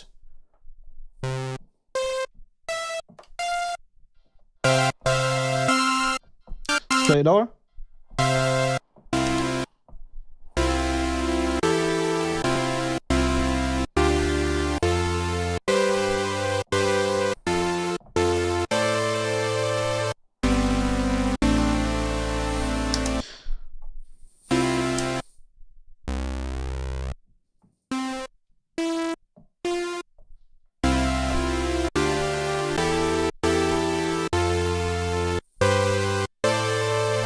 Lovely stuff. Combine that with unison mode. And then we'll probably have to set the unison mode to be voice, unison mode, poly. Oh, can we not? I can't use, I guess you can't use unison.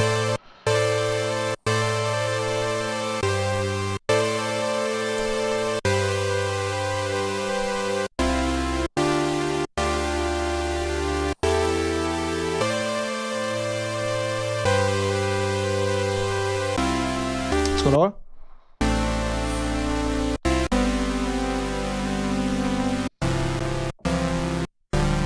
So in this case, I would try and play my kind of chord progression.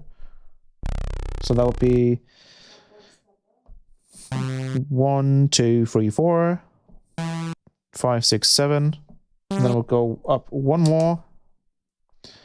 1, 2, wait, yeah, 1, 2, 3, 4, 5, 6, 7, 8, 9, 10, 11, 12.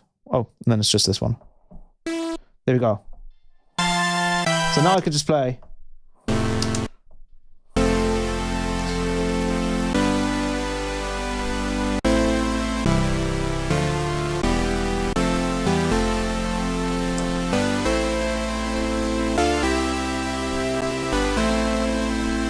There we go.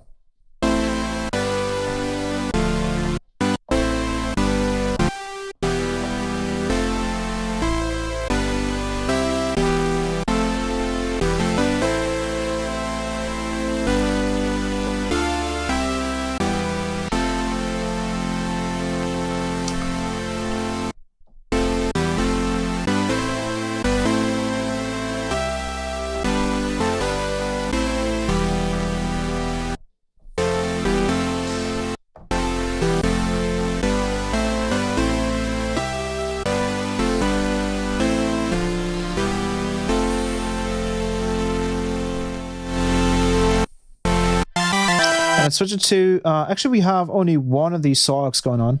So let's add a second saw arc. Oh, well, actually that's already active.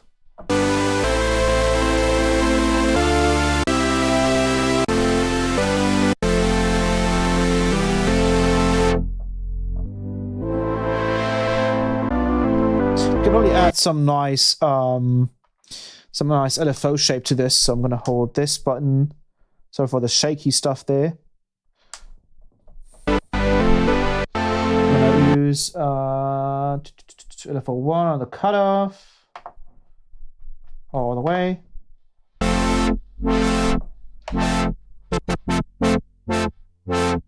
And I'm gonna pick that.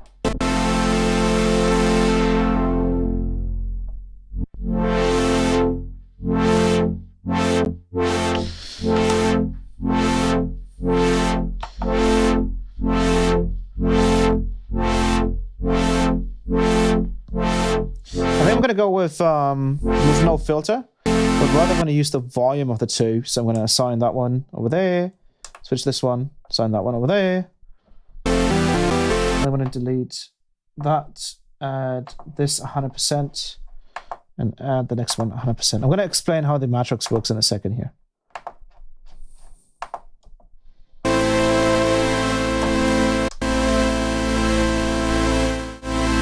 And then I'm going to pick the other type. So I'm going to go with the user shaper. And then what I'm going to do is I'm going to go into the edit mode. And then I'm going to do just one shape. And then that shape is going to be a triangle.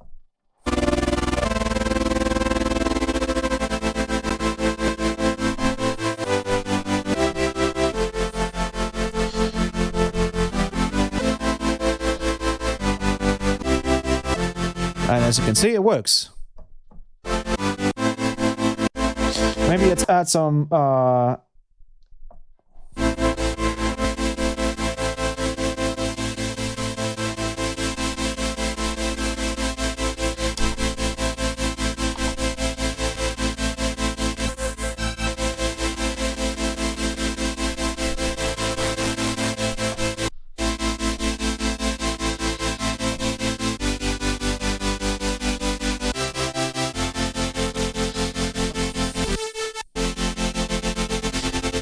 And what you could even do then is you could do some really, really wacky stuff where you go to the other LFO. So let's go to LFO2 and pick the same wave shaper here. And then we're going to go with a different user shaper. I'm going to go into the edit mode. I'm going to say, I only want, let's say this to be 8, a pattern of 8. Or let's do a pattern of, a pattern of 8 should be fine. And so pattern of 8. And then I'm going to do just these regular lines here. And then we're just going to have ba-ba-bam-bam, ba-ba-bam-bam-bam-bam, and then these two. And that should be it. Let me check why this one's not. I want this one. I might have to edit these individually. So let me edit this one. So if we can change that, that's the shape right there, and then edit this one and do the same shape. So now we just have these squares, and this is essentially an automation now, right? That's the insane part. So what we can do now is we can go to the LFO1. So we can use another sign here. I'm going to move the right of the LFO1 sync, and then that I'm going to modulate with LFO2, and let's see what we get.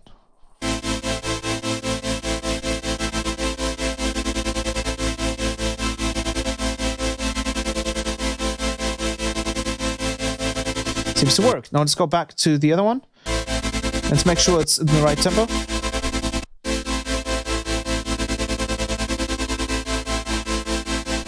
So let's make it a bit faster.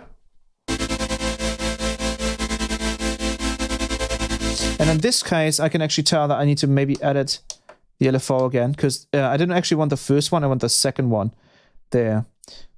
Actually, I do want the first one. Let's play that one.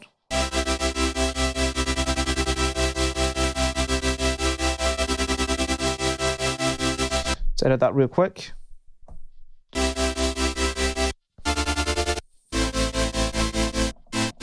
So this one, for example, this LFO right now is not re-triggering.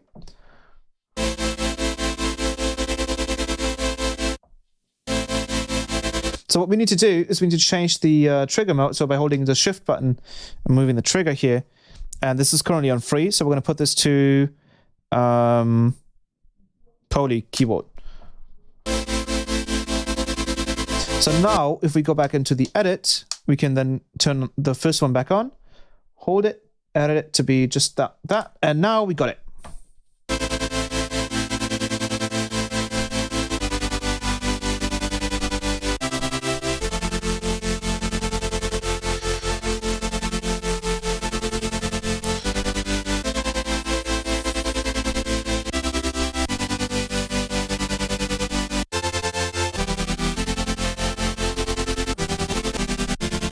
Sweet. So that's how the LFOs work. They're amazing.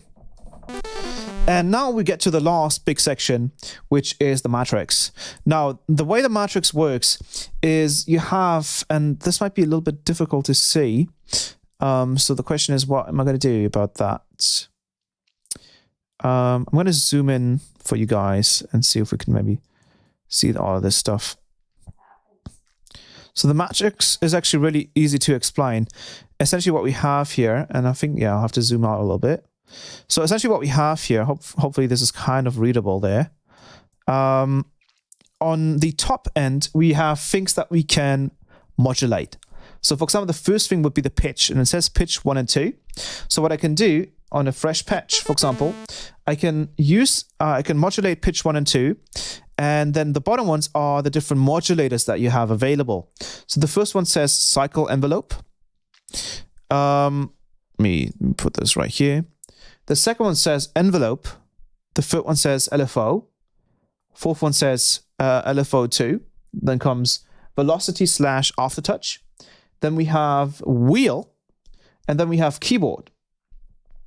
So these are all different modulators that you can essentially modulate your sounds with. And in this case, we're going to start off with the first one. So we want to use the LFO on the pitch 1 and 2. So we're going to do that by just moving this matrix button, and you can see where the light is. And then we're going to move it to LFO 1 right here. And this one's going to align with the pitch 1, 2. When we click on that, we can now turn this up. And now we have pitch modulation happening from the LFO here. So I can change.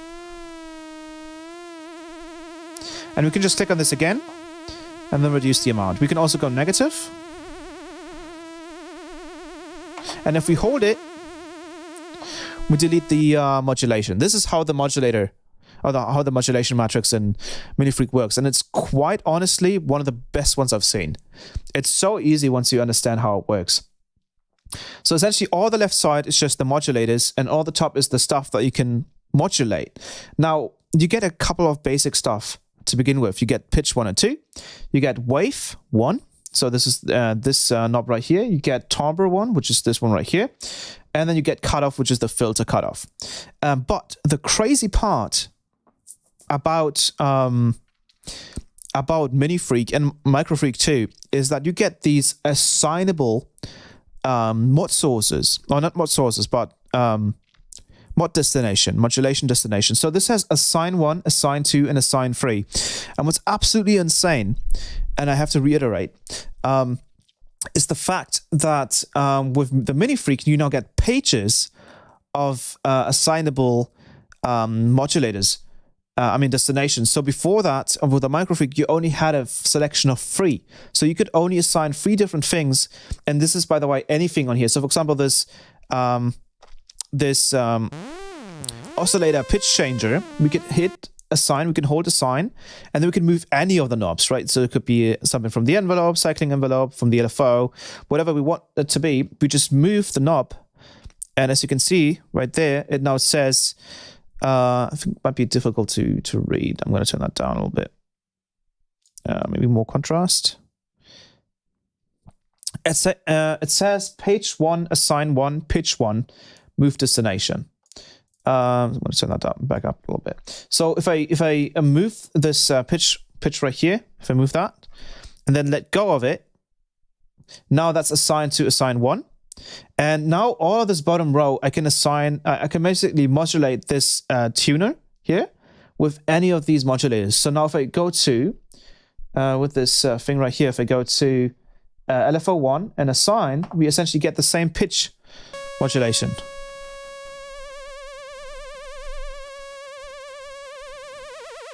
So you can go really crazy.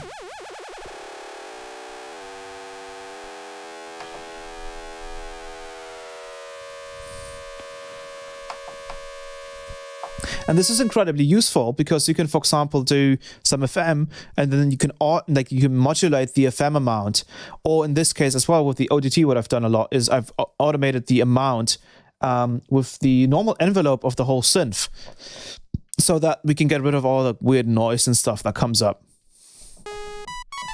And so if you hold shift, you can then scroll through the different assigned pages. So you have 3 different pages. I don't know if you have more, but it seems like you have about 3. So you have a total of 9 different assignable destinations, which is totally enough. So this makes the synth absolutely nuts, right? It's just crazy. But yeah, that's the matrix right there. So I'm going to just reset the transform, reset transform. I'm going to do transform fit to screen. And now let's talk about the bottom things here. Obviously, we have the pitch bend. We have the wheels, which will essentially be a kind of a macro too. And then we can switch this up here from keyboard, bend, and wheel. We can switch this to macros. And now you get 2 macros right here, which are essentially just usable for anything too. And these don't use the matrix. So you kind of have to unlearn that that whole process there. What they're using, I'm going to turn down the light here again, because it's once again very, very bright. There we go. Let me zoom in a little bit. What these guys are using is, oh, well, you guys will need to see the shift button. This is the shift button, the way, the magical shift button.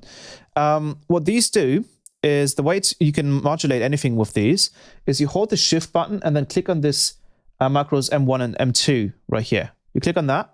Now you can see they just became white. So I can move one to select it. So I can select either macro 2 or macro 1. And then I can, for example, move any parameter. In this case, I'll move the cutoff right here. And you can see that now on the little display, I'll go ahead and make this a little bigger. Hopefully easier to see too. I'm going to zoom in a little bit. Let me do that. Right there. Still probably not the easiest to kind of decipher there. I'll make it a little darker there. Let's see. Probably a little less contrast, actually. There we go. Now I can essentially just decide how much modulation I want on this.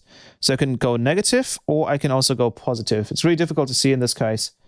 Even though this cutoff is currently just going negative, that's a bit weird. Let's check this out. Why is this cutoff just going negative? Is that a bug?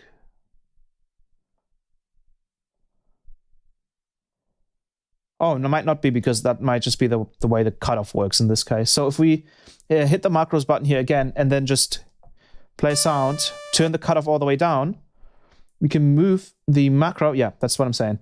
Oh, I think the button has to be at 0 before we go into the macros mode. So shift, edit macros, move the first one, and then move the, yeah, now we can move the cutoff upwards. And now we get to 100. I can hit macros again, and now we can control the cutoff with this macro right here. So we can, for example, go, let's say we go to Hamo, and let's control the content here. So all we do is we hit shift, macro, move the first one, and then move the wave 1, I think it was. So this one's going to be 0. I'm going to move that up just a bit, not too much. Hit macros again. And now, if we go down in octaves, we get a little bit of modulation on that bottom end. So I can also obviously increase that. I can just, once again, just to move that up. Let's do a whole lot more right there. So let's add some distortion to that.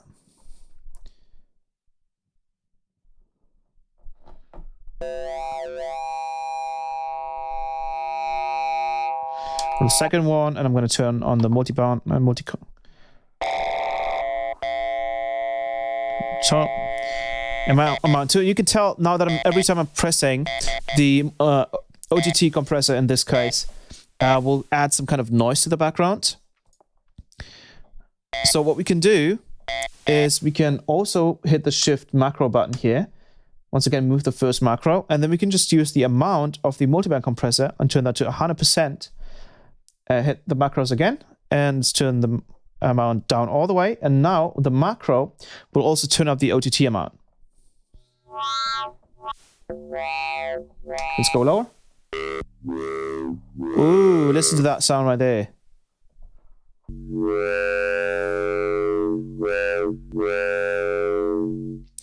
And let's add a third one. Let's do some more distortion. Turn that up. And now let's play it.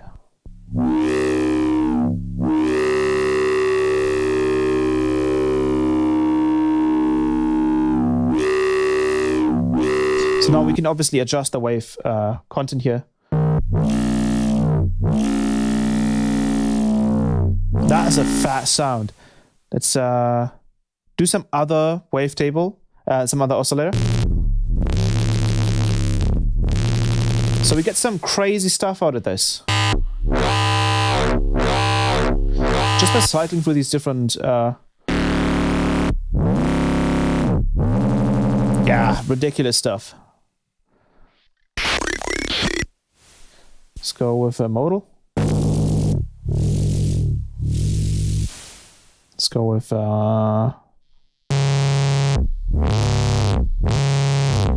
it's one of the first ones here, maybe Harmo. That is literally a Nora bass right here.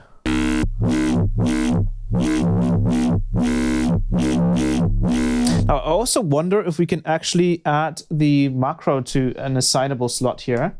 So I'm going to try. Yeah, we can. So now we can assign the macro 1 to an assign slot up here.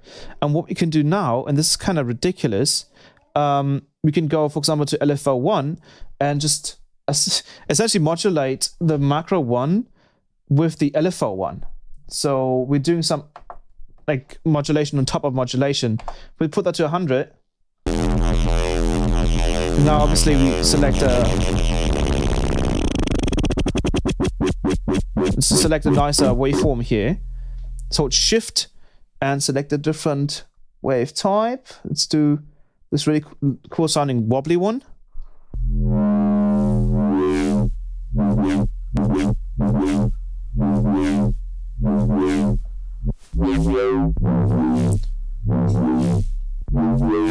Yes, you can also modulate the speech wavetable.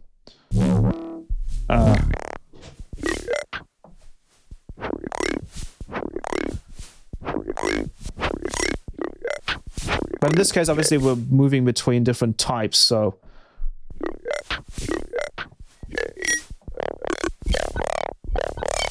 But you can tell, we can even get some really cool stuff there. And maybe if we go to the second oscillator, we can select a any kind of filter here, maybe like a... Go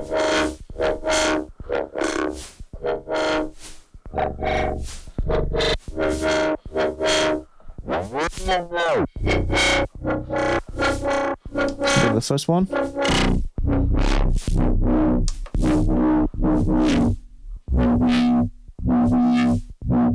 Let's also make the LFO retrigger.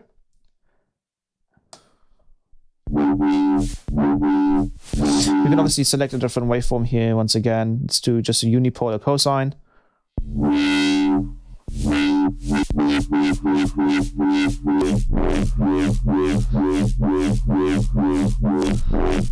Let's do...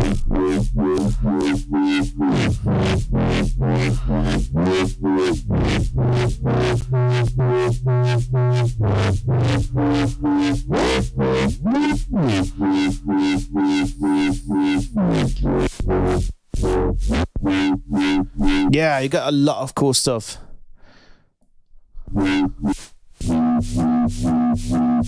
But yeah. So that's how all the modulators work. And then we haven't even gotten to the arpeggiator and the sequencer, which honestly they work quite easy. As you can see right there, it's recording. And then I can just play that.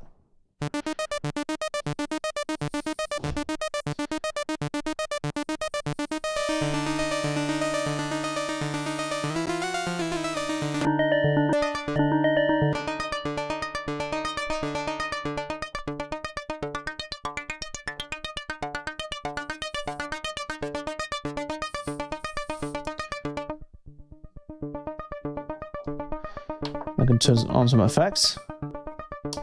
The next one.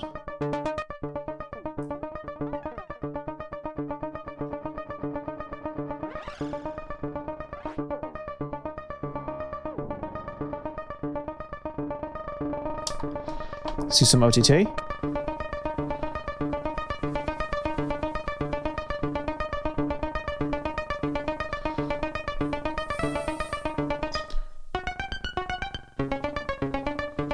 So yeah. And then you can, on top of that, you can go to the modulators here. So this, I think this would be recording modulations, I think. Sequency mods enable record when, yeah.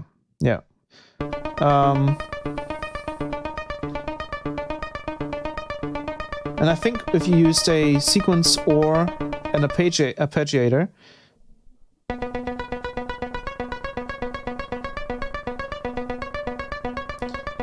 you can also use like these random modifiers here.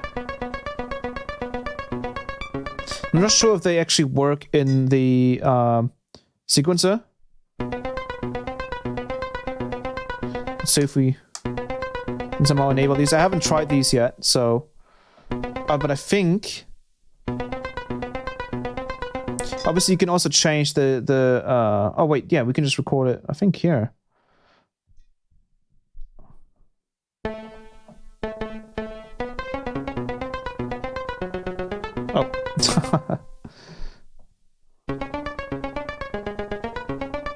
So just record that again.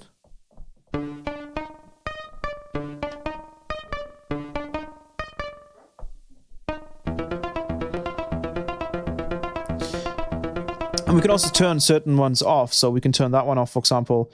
Let's do some like bam, bam, bam, and bam.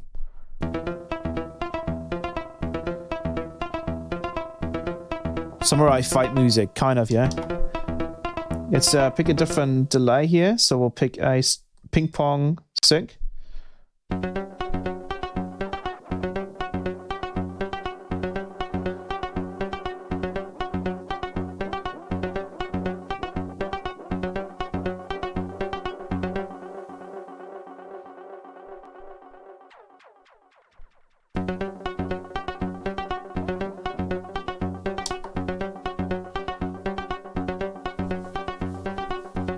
And then we can change.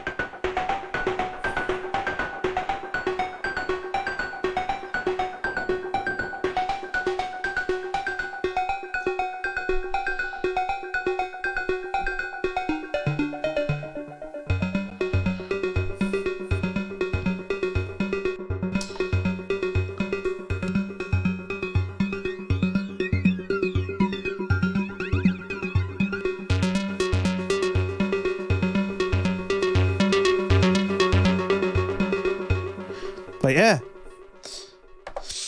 there's a lot more stuff to this that I haven't really checked out just yet, since I got this since this got delivered today.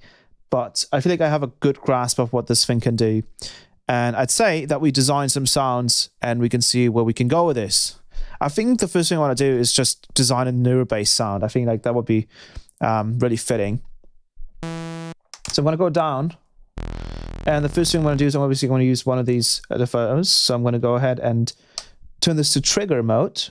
That's the first thing I want. And then I want to load a custom shaper. So I'm going to go user shaper 1. And I'm going to go just to the LFO wave shaper. And the first thing I'm going to automate is the LFO. So the analog filter here. So what I'm going to do is I'm going to go to cut off LFO 1. It's going to be right there. I'm going to turn that all the way up for now. And now we're going to go and hit the hold rest button. And we're going to go I'm going to change the tempo here to like 174 because I kind of want it to be a narrow bass. So I'm going to do that. I'm going to hold shift, select edit.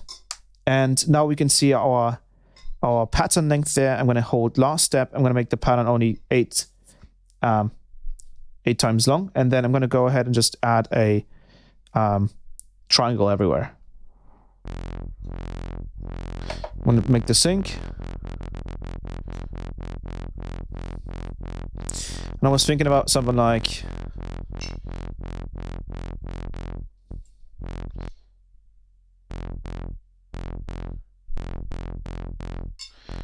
and then maybe make this faster.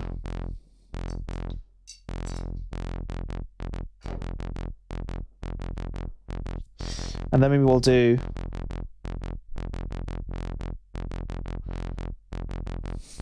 C.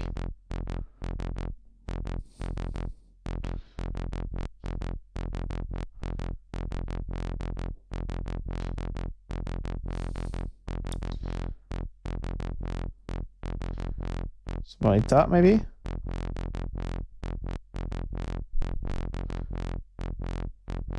So that would be the same tempo. So I'm going to do that again, and then we're going to do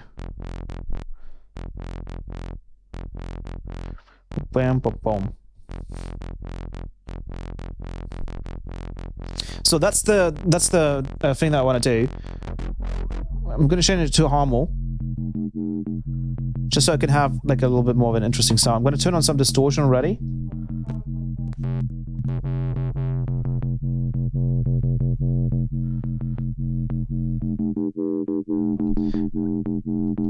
And what I'm going to do now is I'm going to go into the shape editing mode. So I'm going to go ahead and just see if we can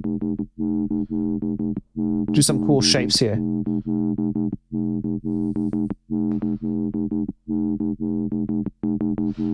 Oops.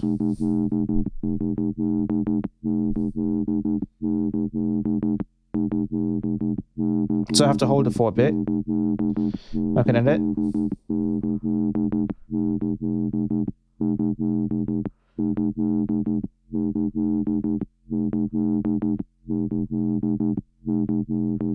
Can't really hear the first one, so I'm going to edit that one a little bit.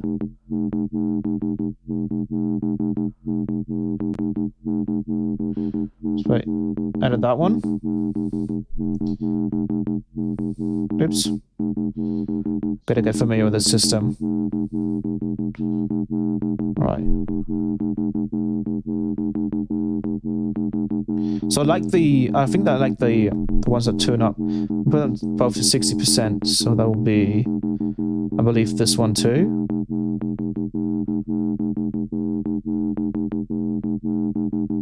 Just hold that for a second. Oh no, that's not that one. This one. I'll turn that up a little bit too. Then I want to use the ones after that.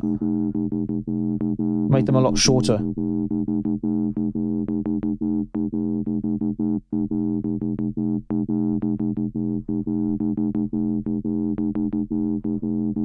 So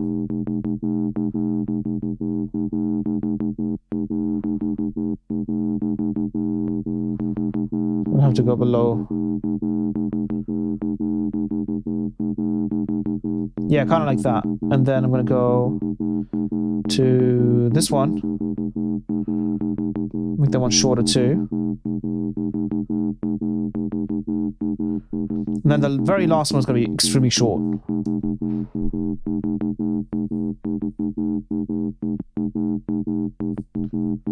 Just like that. And now we have a pretty complex waveform. Have you heard frontline assembly? I haven't. And now that we have the LFO, I'm going to go over and hit assign. I'm going to move the wave one here. And I'm going to go with the LFO. I'm going to go over to there we go. To assign, wait, we want assign one. There we go. I'm going to turn that up. There we go. Let's add some more distortion. Turn this one on. Some multi-comp. And I want to get rid of some of the noise here. So I'm also going to hit assign and assign the amount of this OTT. I'm going to go to the next one here on the LFO one. I'm going to start assigning that too while I push back the amount. I'm going to have the percent at 100%, and then I can kind of control how much of this the LFO will affect. Because some noise is probably going to sound good. And then the last one is going to be some more distortion. I'm going to pick a different type. I'm going to pick a soft clipper.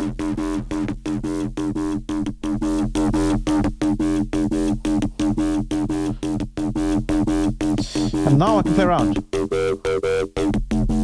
Can maybe add some more to the first wave.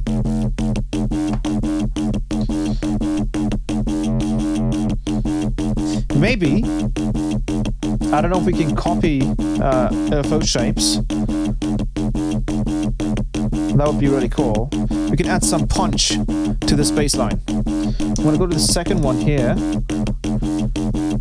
And I'm going to pick Wave Shaper.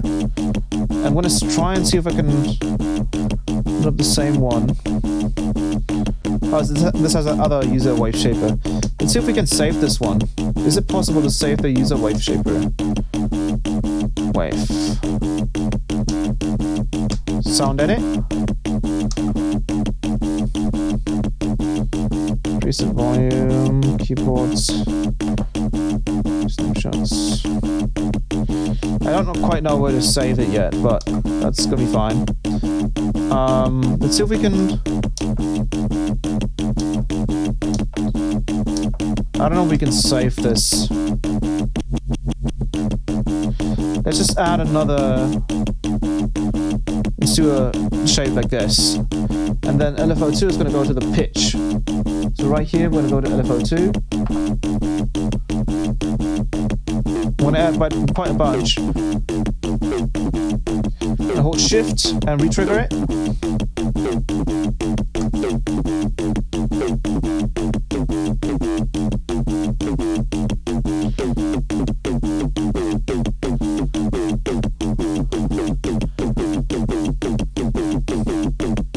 I'm going to use that one, but I'm going to use a custom shape. I'm going to edit the shape. I'm going to make it only one LFO shape. And then that shape will look like this. And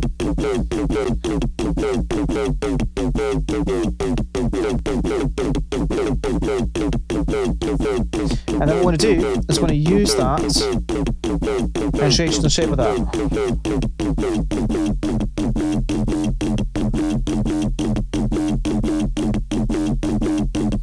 And I want to add a whole bunch more.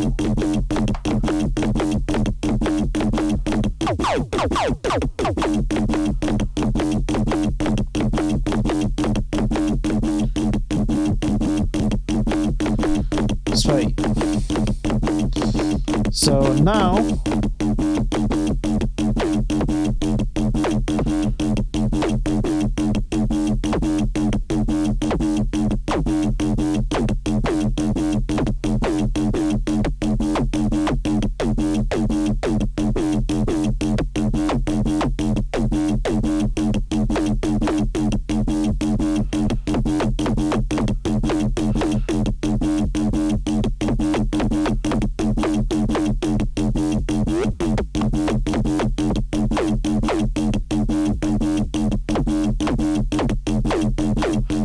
let's re-trigger it.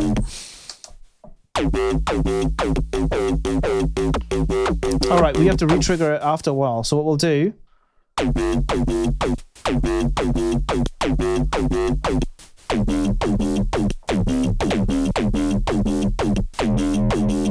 go to the first one.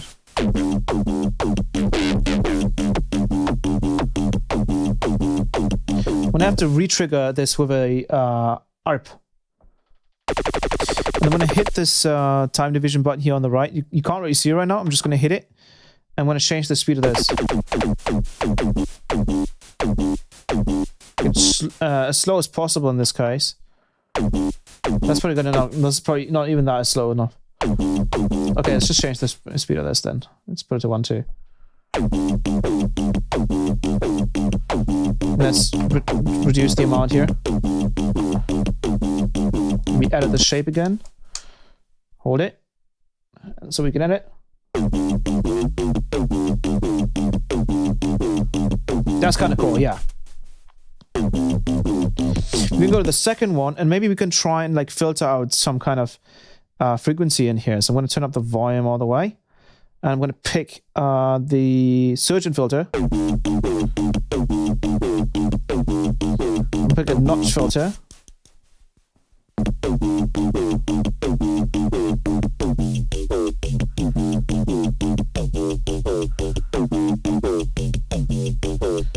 And maybe we can do a reverse cutoff movement here. And I'm going to do, whoops. Nope, right there.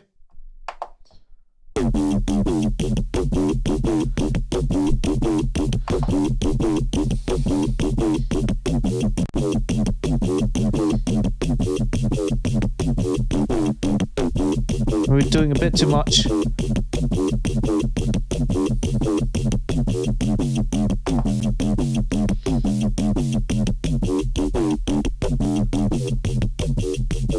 And also switch this filter to the multi-filter. Let's do a notch filter in here.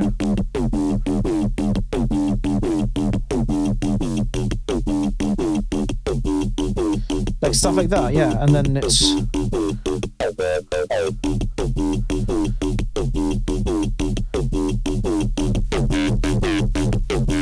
Maybe we can also control the amount of distortion. So we're going to hit the second page here, page 2. As you can see now, the page 2 is lit up. I'm going to hold the sign and move the time knob here. And I'm going to go to LFO 1 once again. And I'm going to turn that up quite a notch. And we're going to turn on the... Yeah, that sounds sick. Let's go...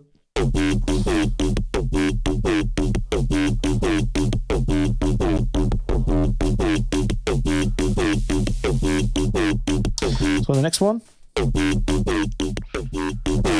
This is just going to be our volume. And now we can just go to our first oscillator and just kind of pick different. I'll go to the second. I'm going to go back to page 1. I'm going to reduce some of the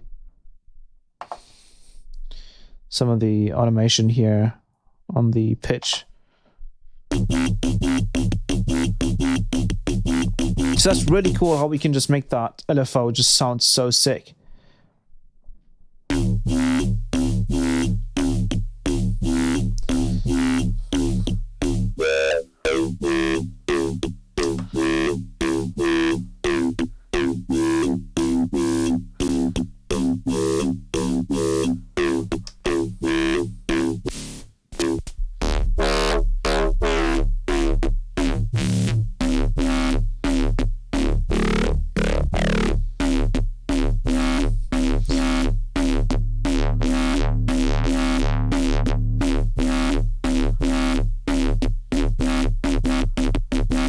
Let's make this 150. You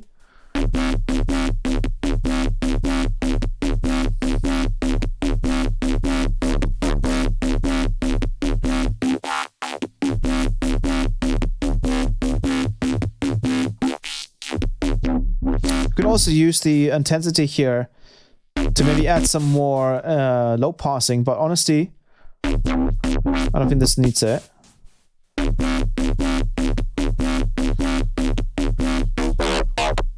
Let's do a proper FM bass now. So instead of using this filter here, we're going to go to, I think there was a sign, the last sign that we did over here. I'm pretty sure it was that. Nope. Might have been that one though. What's this one? Wave. Yes, that's it. Get rid of that. And we're going to go use the FM mode now. So we're going to use FM, RM. Right here. Have the volume all the way up. Then we're going to go to the first oscillator, turn the volume all the way down.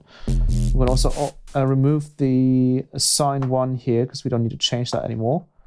We're going to change the octaves of this up to 2.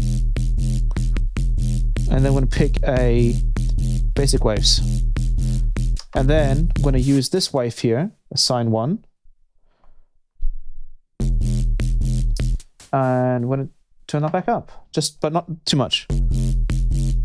Actually, no, it's not wave 1. But it's fine, because we can just click on that. The sign timbre, that's it. So now we're using FM. So this is now a triangle wave. And then oscillator 1 is a saw wave. And we can now like just pitch as much as we like. And we can change the wave amount.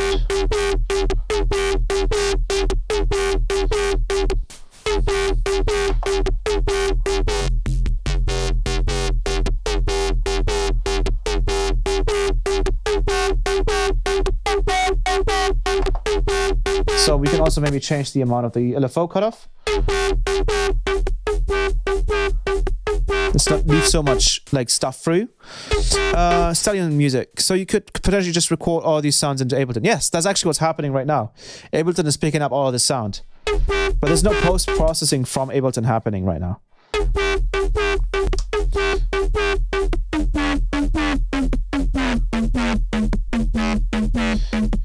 You can even try maybe like messing with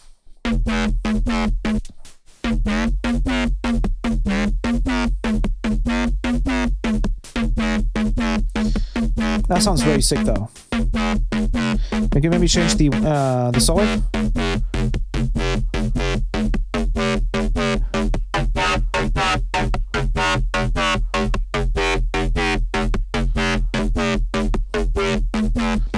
But I like that sound right there.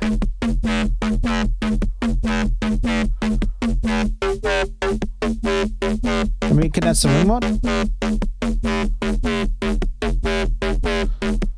the last thing I would think of is we could remove the last distortion module and instead of use a delay.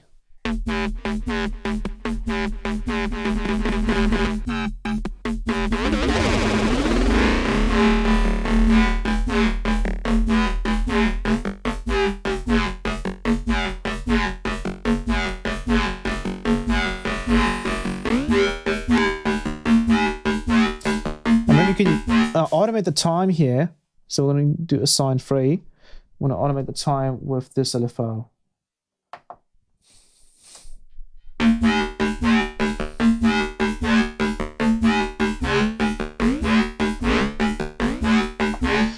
Or we're going to use the cycling envelope here.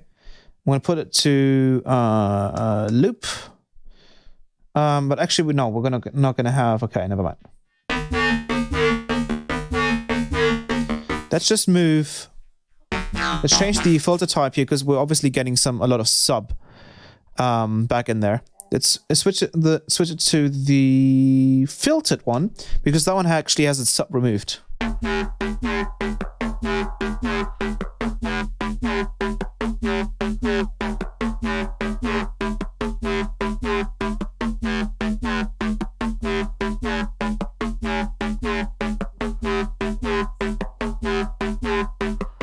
And we could have this filter stage also happen beforehand.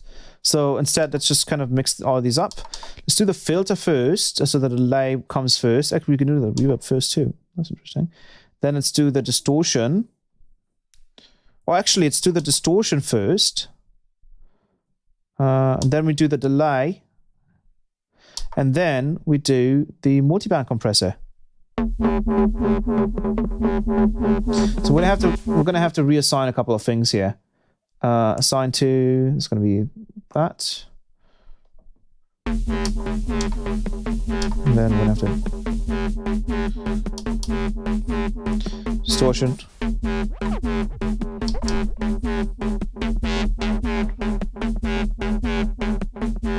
We can change the type of distortion to soft clipper. And now, switch this over to be a filter one.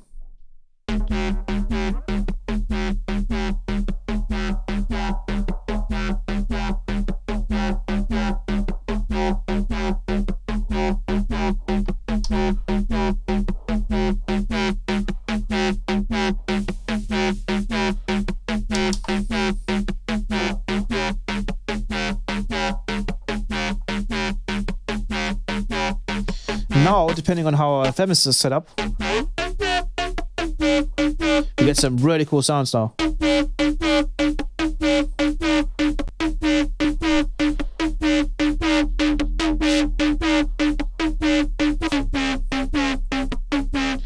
Let's make sure we're not clipping into the master.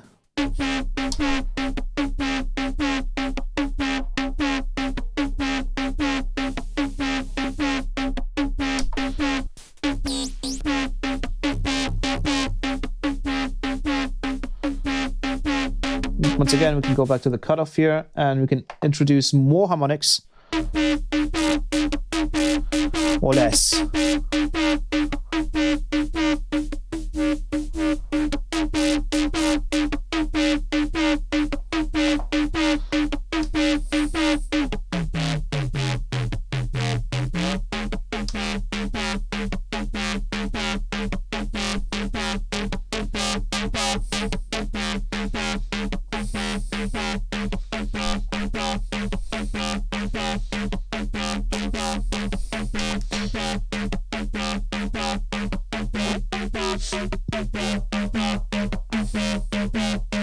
Now, if we were to use LFO2 as a regular, I'm going to just do that real quick here. Bam. As a regular triangle LFO, you could do some really, really wonky stuff with the time. That's the wrong one. Let's pick this one. We have to make it slower.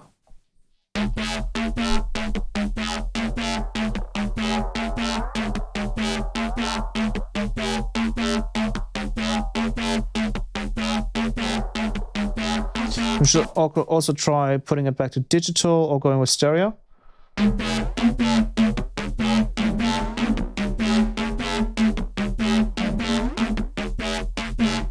And we can obviously opt for just a normal kind of rhythmy bass line if we wanted to.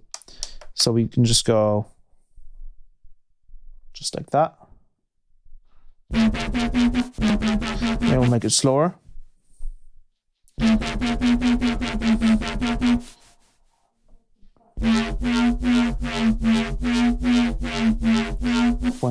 So I'm gonna hold this button here, and I'm gonna edit this a little bit.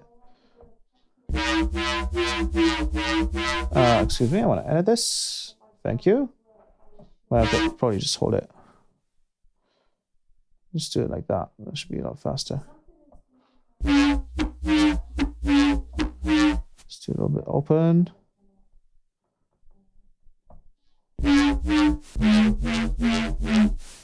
Close it up a little bit more.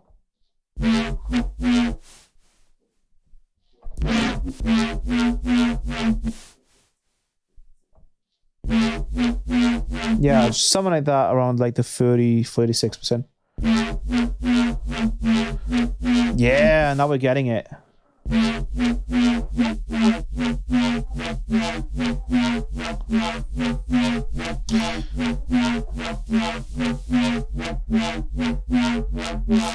You can really tell how this is all like shaping up.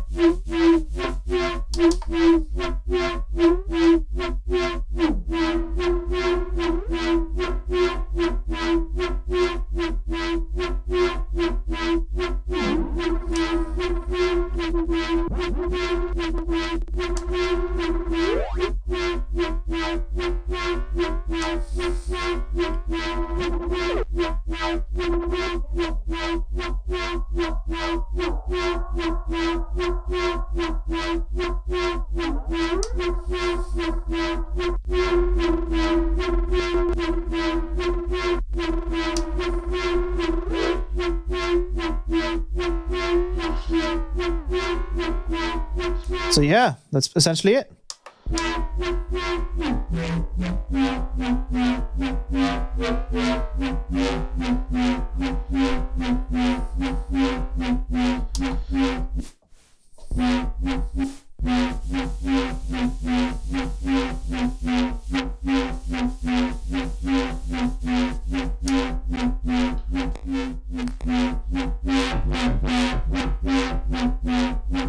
Now, if we wanted to, we could obviously then push it into the audio interface. Make it even stronger. We could even like load up on my Ableton. I could load up like a snappy rack, and I'll load up and power rack, and yeah, we'll get a bit of noise in the background. That's totally normal.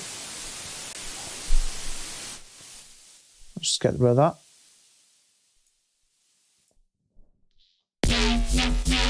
And then obviously I'll take off like the processing on here. So just the OTT I'm going to take off.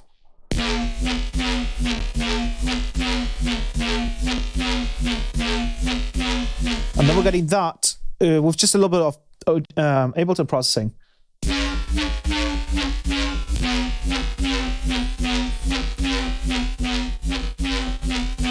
To be honest, it doesn't sound all that much different with the OTT from... The OTT in this case probably just needs a little bit more oomph to it. And there, obviously, then maybe like a fourth effects would be great. But then again, I could also just be using one of my pedals and push that last OTT into something much heavier. Like we could, for example, use the delay in here. Well, let's use the multi-comp as the first thing, and then we'll change the assign to over here, and then the third one is going to be the distortion. So.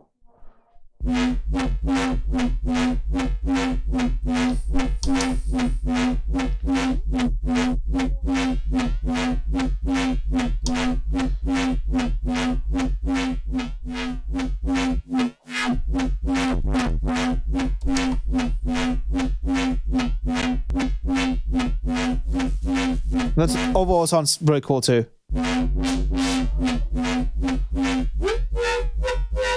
Once again, let's turn off the processing from Arturia. I have some of them on.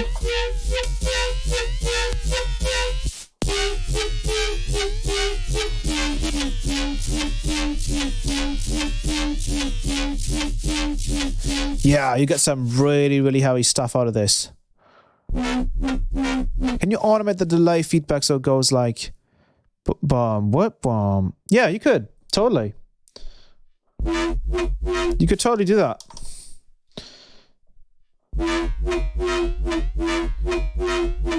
You would just have to go into the editor here of the LFO and whoops. Wait, switch the LFO there. Nope, I think I pressed the wrong button. Yeah, I pressed the wrong button. And then we would just have to make it longer. So just make it ×4, and then we just make it that, and then wait, no, there you go, bam, bam. And then here we get this one. Oh, actually, we can just leave these out because that's literally what you wanted, right? There.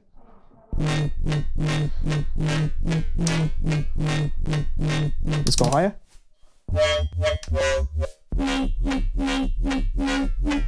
Ooh, isn't that?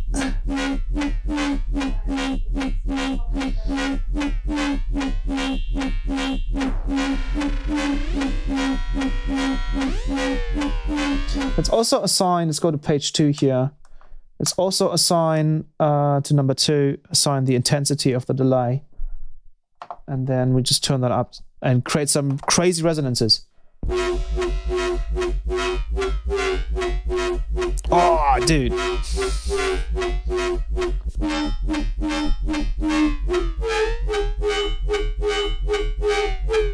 This is just the MINIFREAK.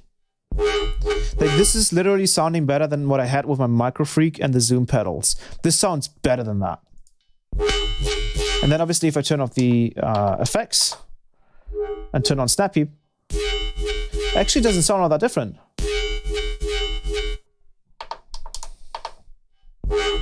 Not that much, really. It's just more compression.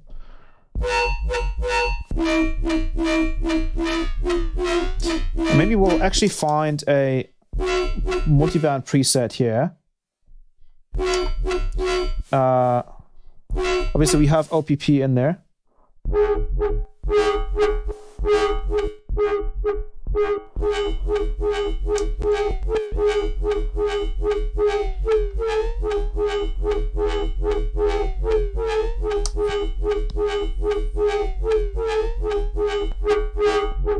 No, it's gonna have to be OPP. Yeah, that's nuts. You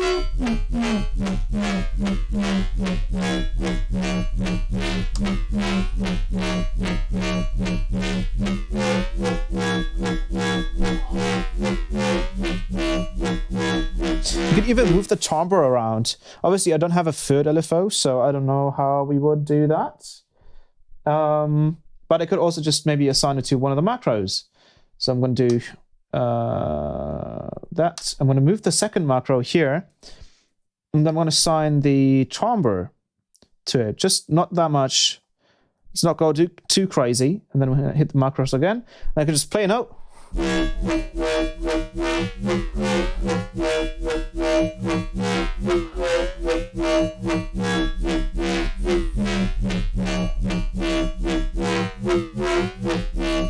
Yeah, absolutely nuts.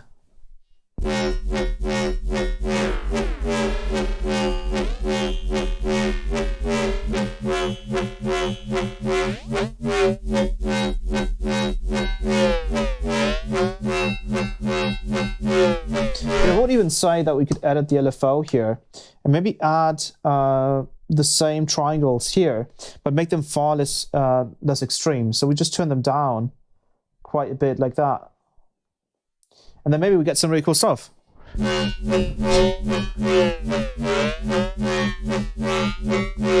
Imagine you could import square 4. Well, you could probably do something like that. Like, we could try and just have M with like a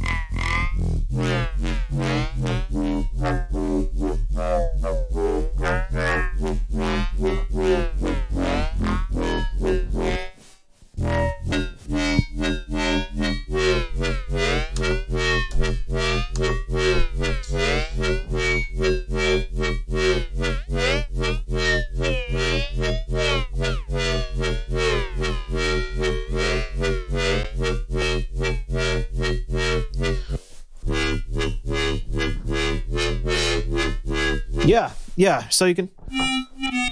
And then the last thing I'm going to show you guys is how to make a quick reese with the MINIFREAK. So we just take a saw wave and we turn on the unison mode.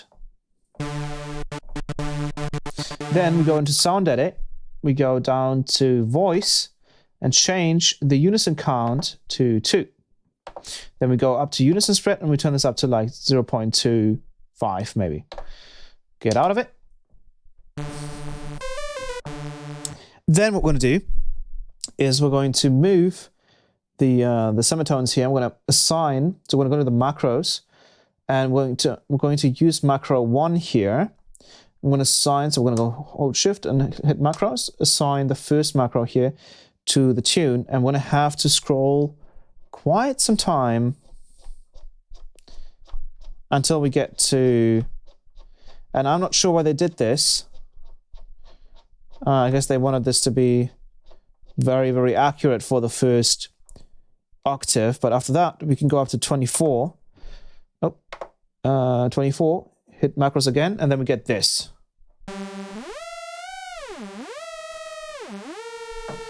And then what you do is we use, go down 2 octaves.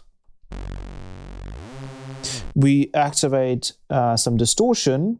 That's the first thing that we're going to use. I'm going to use distortion. I'm going to use the type germanium. Turn down the gain a little bit. Go to the next one. Use the multi-band compressor. Next one, I'm going to use another distortion. And maybe go with another germanium. And then for the multi-band, I'm going to automate the amount here. So when I use this sustain, in this case, just the envelope here. I'm going to assign just the second amount, just to be sure. Envelope to amount 2, assign 2, turn that all the way up, turn this all the way down. And now we get a reese.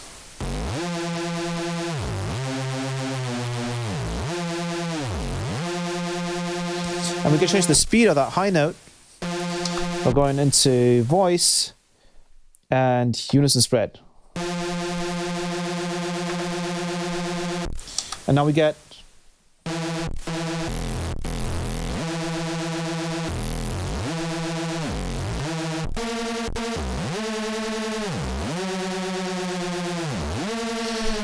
Which blinking lights? These, I'm not entirely sure why they're blinking constantly. I'm actually going to go with the super wave here and just turn off both of these. So I get a proper saw wave.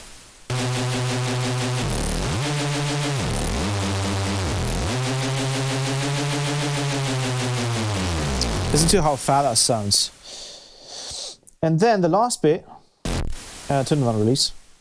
The last bit would be some filter movements. I'm going to change it to a bypass, and we can just move this around. Well,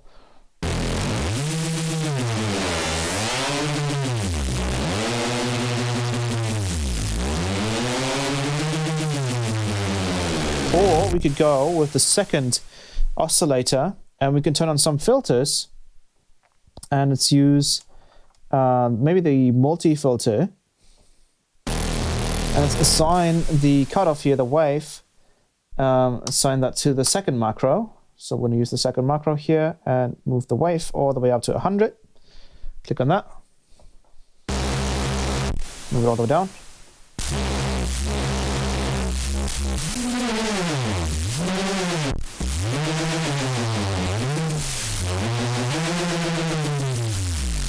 And then we get some really cool stuff like that. And let's go ahead and change the mode to maybe like a bandpass. Bandpass 36, that's like really heavily bandpassed.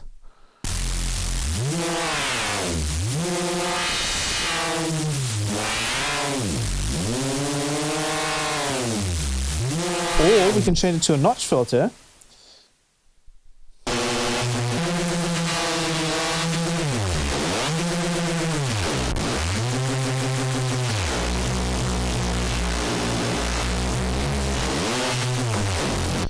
And there you go. I'm not sure why these lights are blinking. Not entirely sure.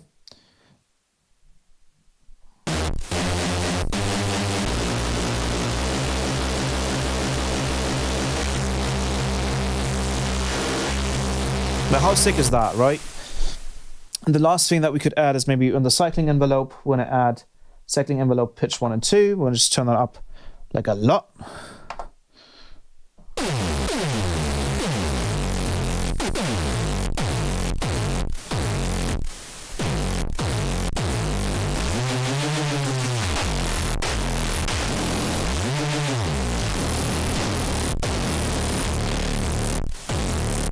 I have a bit too much distortion here happening.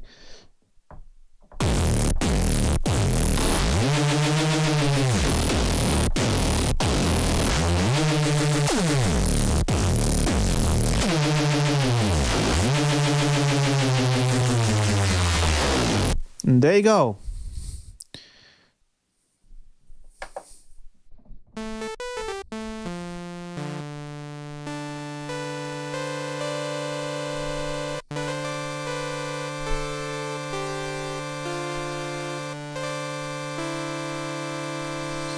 Check out some final like presets before we wrap up the stream.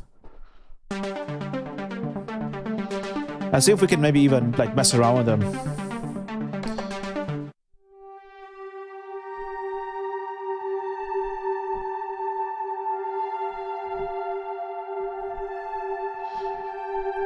Lovely stuff, like for real.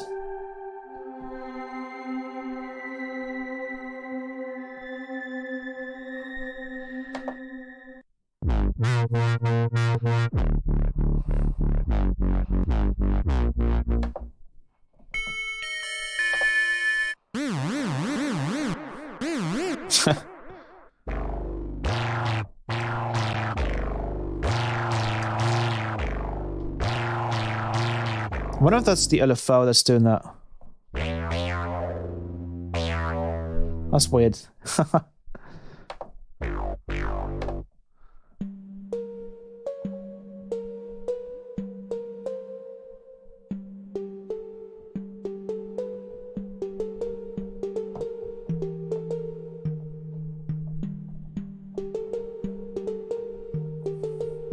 Remember record that. Oops, already fucked that up.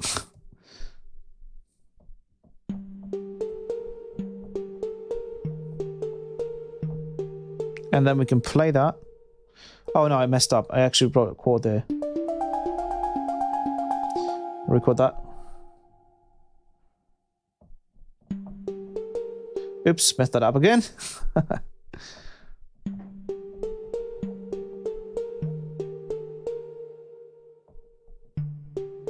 There we go.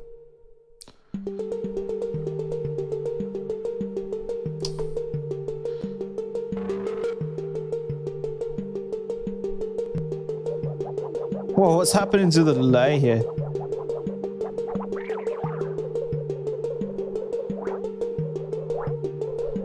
Yeah, lovely stuff.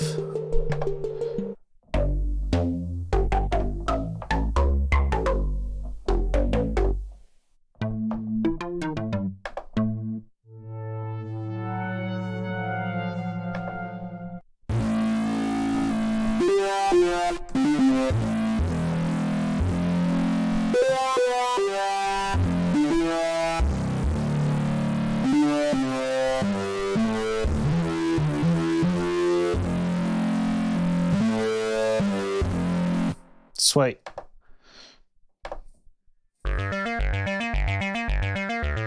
Oh, this even has like a second. You can see actually, your patterns like your sequence can go up to 64. So you can select different ones here, and you can play a whole thing there.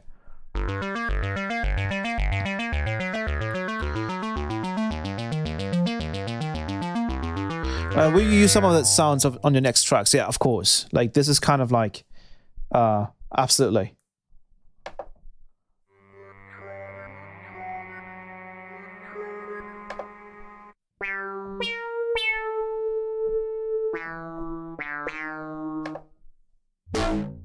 Oh, wait, this one?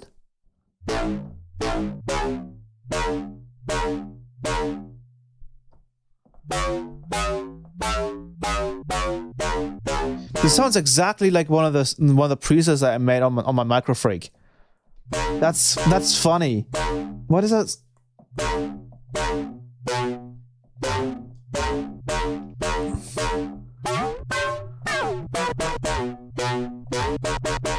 Sounds exactly like one of them. I'm doing good. How about you, Sebastian? Sounds exactly like one of the ones that I made. That's nuts. Maybe they got inspired. But then again, like, I was using a wavetable for that, and they made it with their oscillators. So props to them.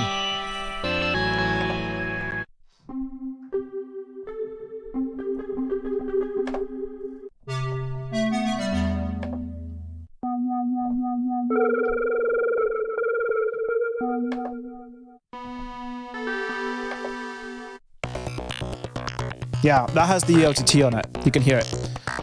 Is this synth stereo? Yes, it is. You can see right over here, actually. No, the actual... I wish the Unison was stereo too. I would love that. Unfortunately, the Unison isn't stereo, but all the effects here, if you like add like the delay here, you can turn the delay into a filtered PP sync.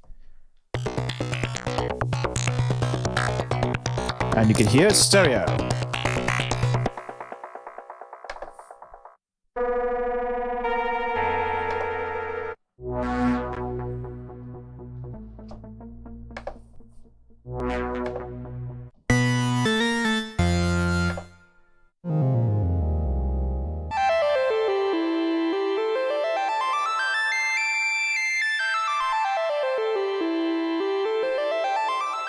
That's cool. Like that. Yeah, no need for stereo effects after, exactly.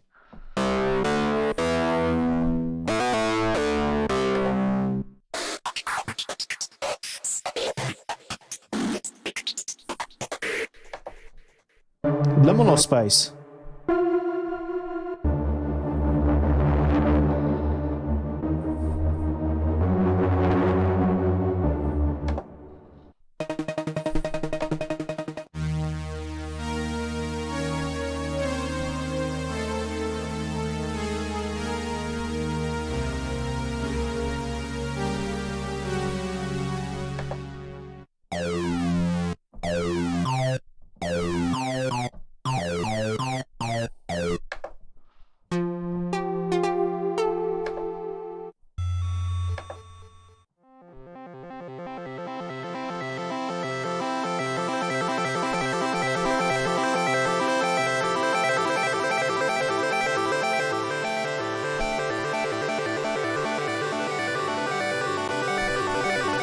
Lovely stuff. I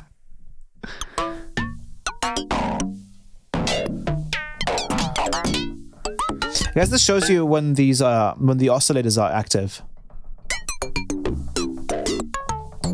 That's hilarious.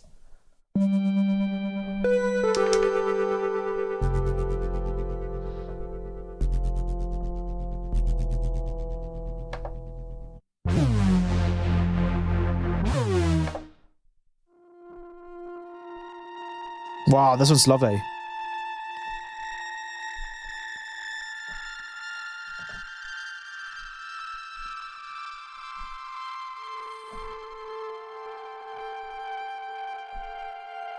The delay and reverb really do a lot to this. Like, that's really what I was missing in this case.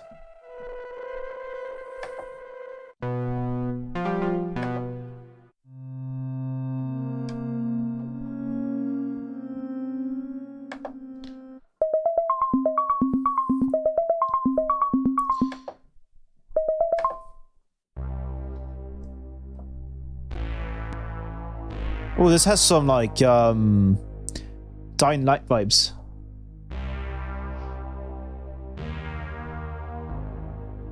Or even like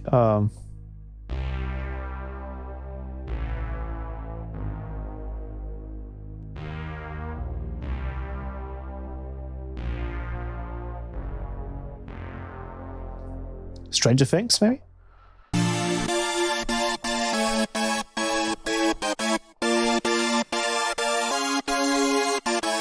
Lovely.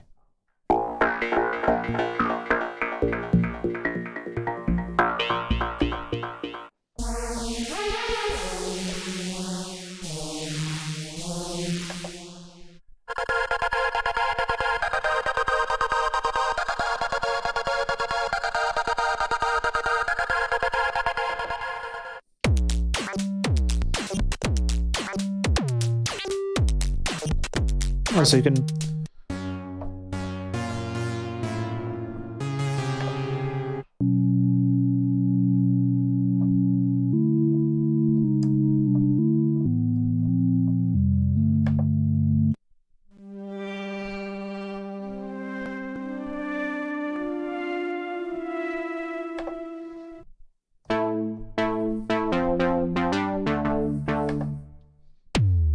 Warm drum kit. Oh my god. Whoa.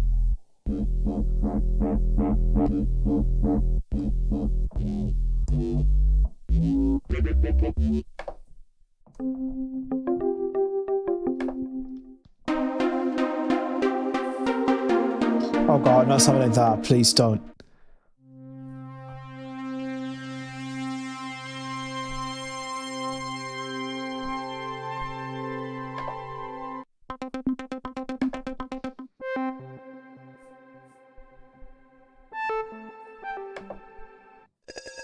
Yeah, there's some lovely stuff in here.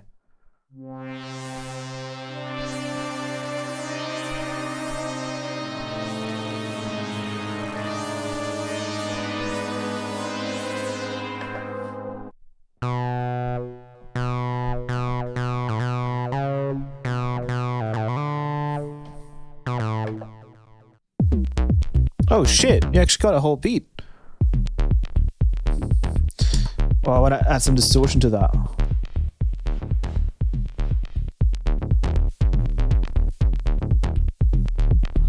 Maybe some...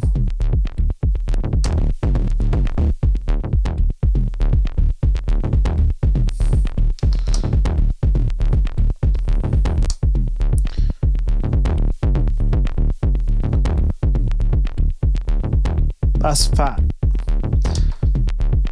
Got the multi-compressor on there?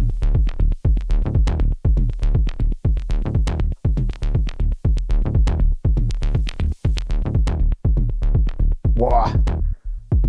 That kick drum is really good.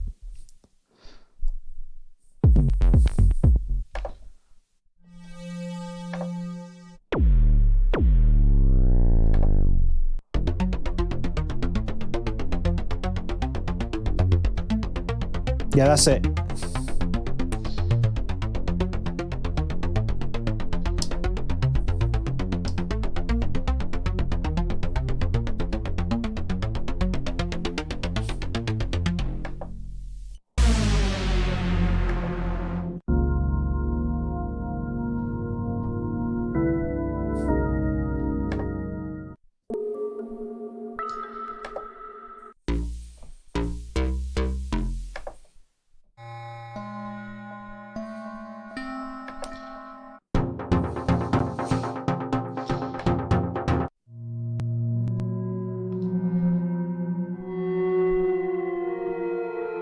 Man, so much good shit.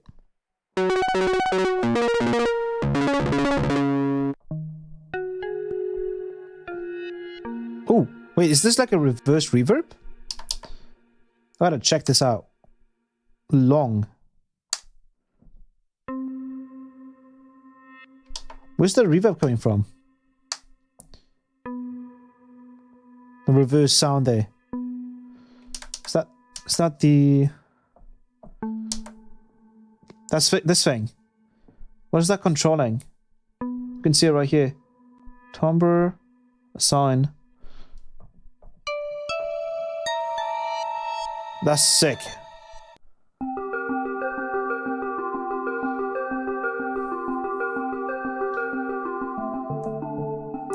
Yeah, some of these are actually song starters too.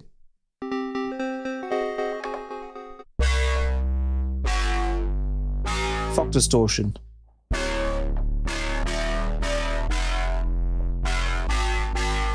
As I said, right, like with the MINIFREAK, it was like the first attempt at this kind of stuff. And now we just get this kind of stuff in a whole synth, which is just ridiculous. Let me zoom out once there. Absolutely nuts what they've done here. Arturia is crazy. They're crazy.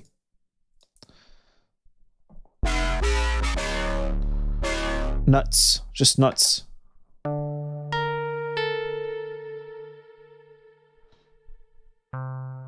Oh, this one even reacts to velocity.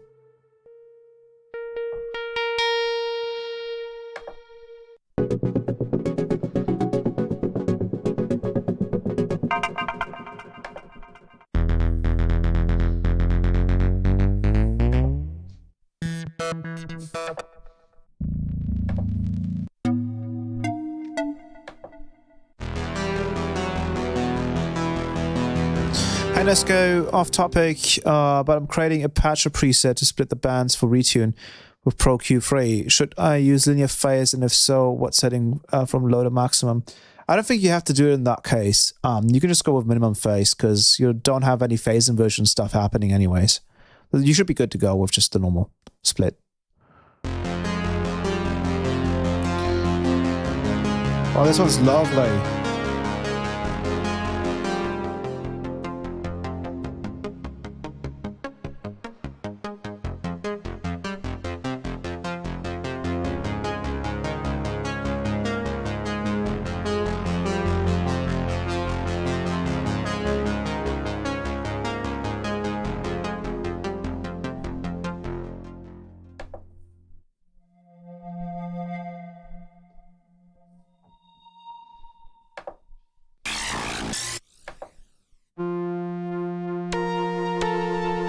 Oh, this one has like a really nice transient to it.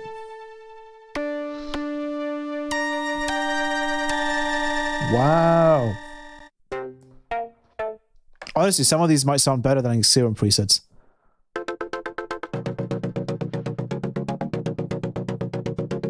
Ooh.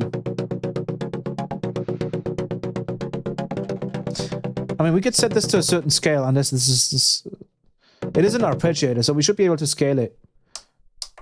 Let's put it to scale major. See if that did it.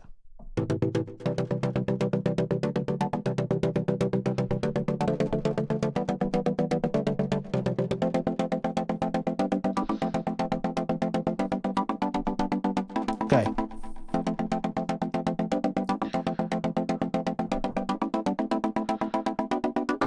Sometimes it doesn't quite work. Oh, this is good. I think this might be using the... It's using Superwave.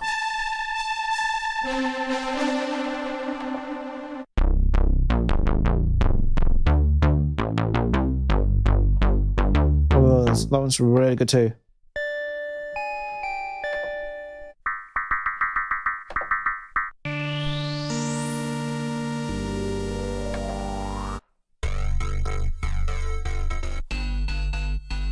But this one's panning.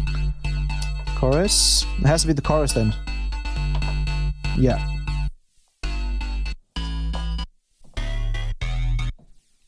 Yeah, I wish there was like maybe like a unison pan. That would be awesome. Because then we wouldn't have to use one of the effect slots to generate stereo. Which I usually like to do distortion, multiband distortion, so...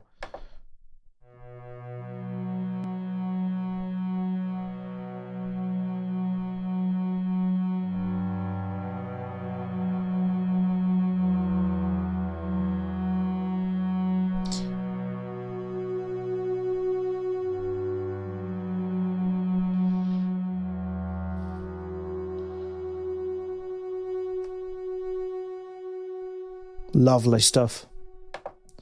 Is that an air horn? Jesus Christ.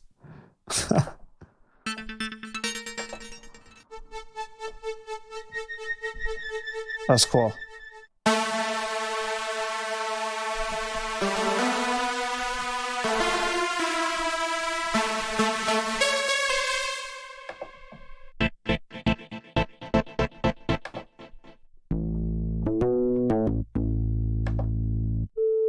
Oh, they got a flute. They missed out on the noise oscillator. Let's just add that in. Wait, what? Oh, maybe it's using the macros, probably. Yeah.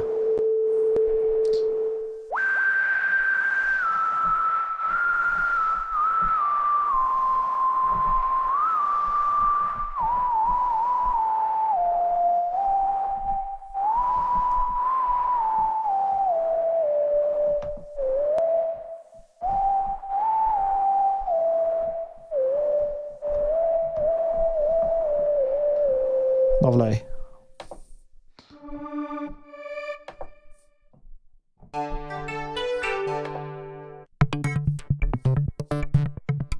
That's the typical modular stuff there. Whoa, that sounded nuts.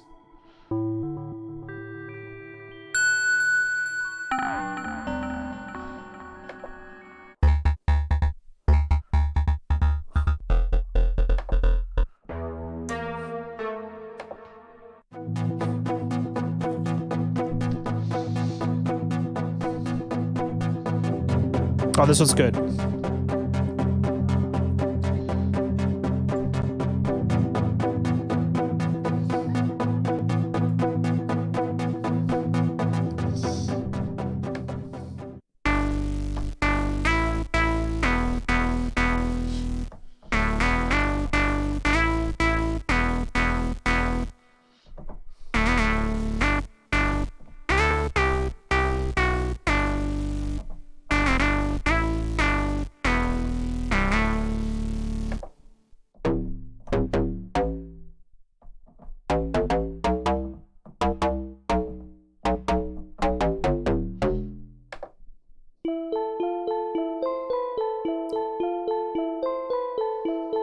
How about we add some pitch variation to that? Just a little bit.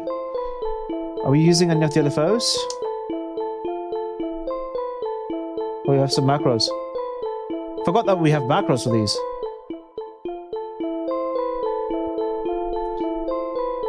Oh, LFO 2 is being used for something.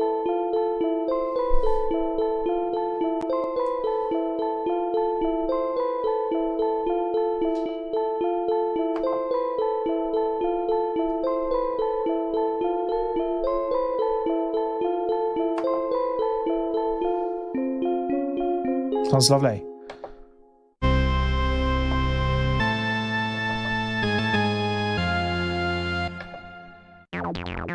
Another one.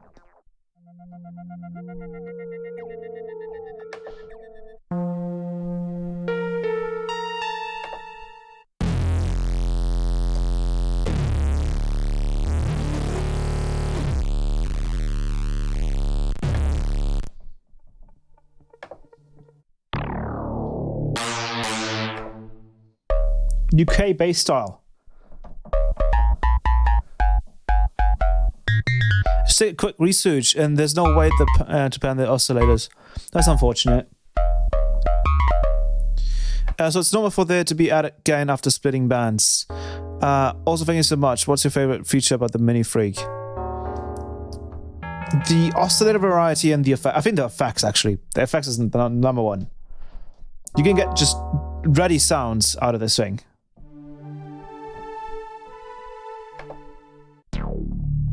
Yeah, so you're gonna get a volume increase when you're using minimum phase. If you're using linear phase, that shouldn't happen.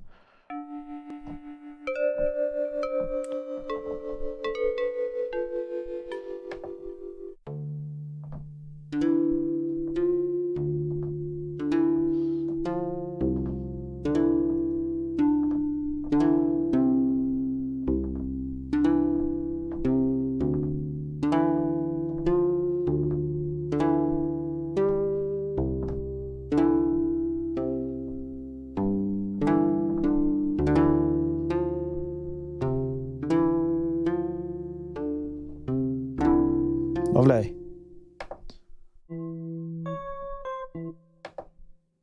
Massive growl.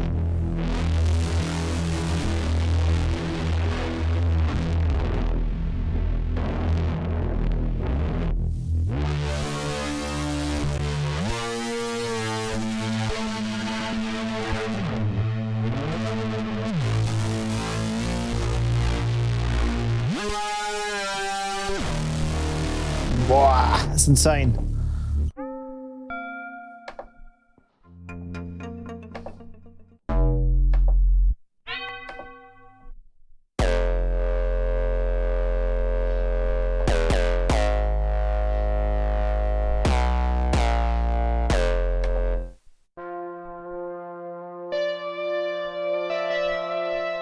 Oh, this was like a lo-fi.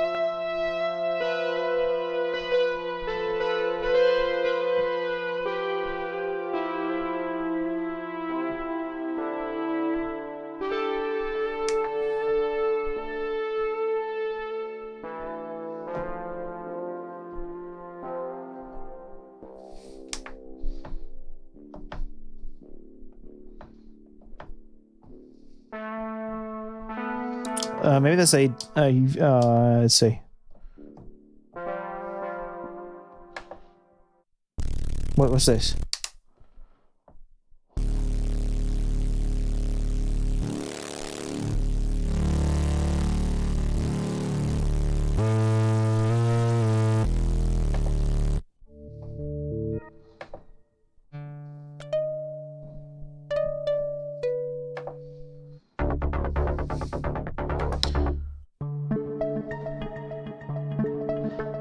I want just one beautiful.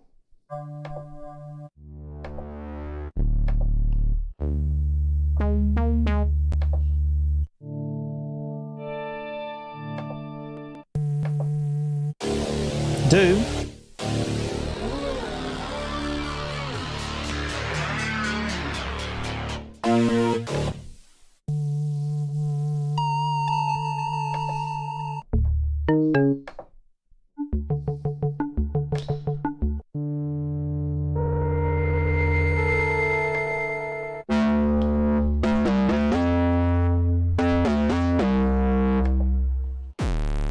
Cross bass.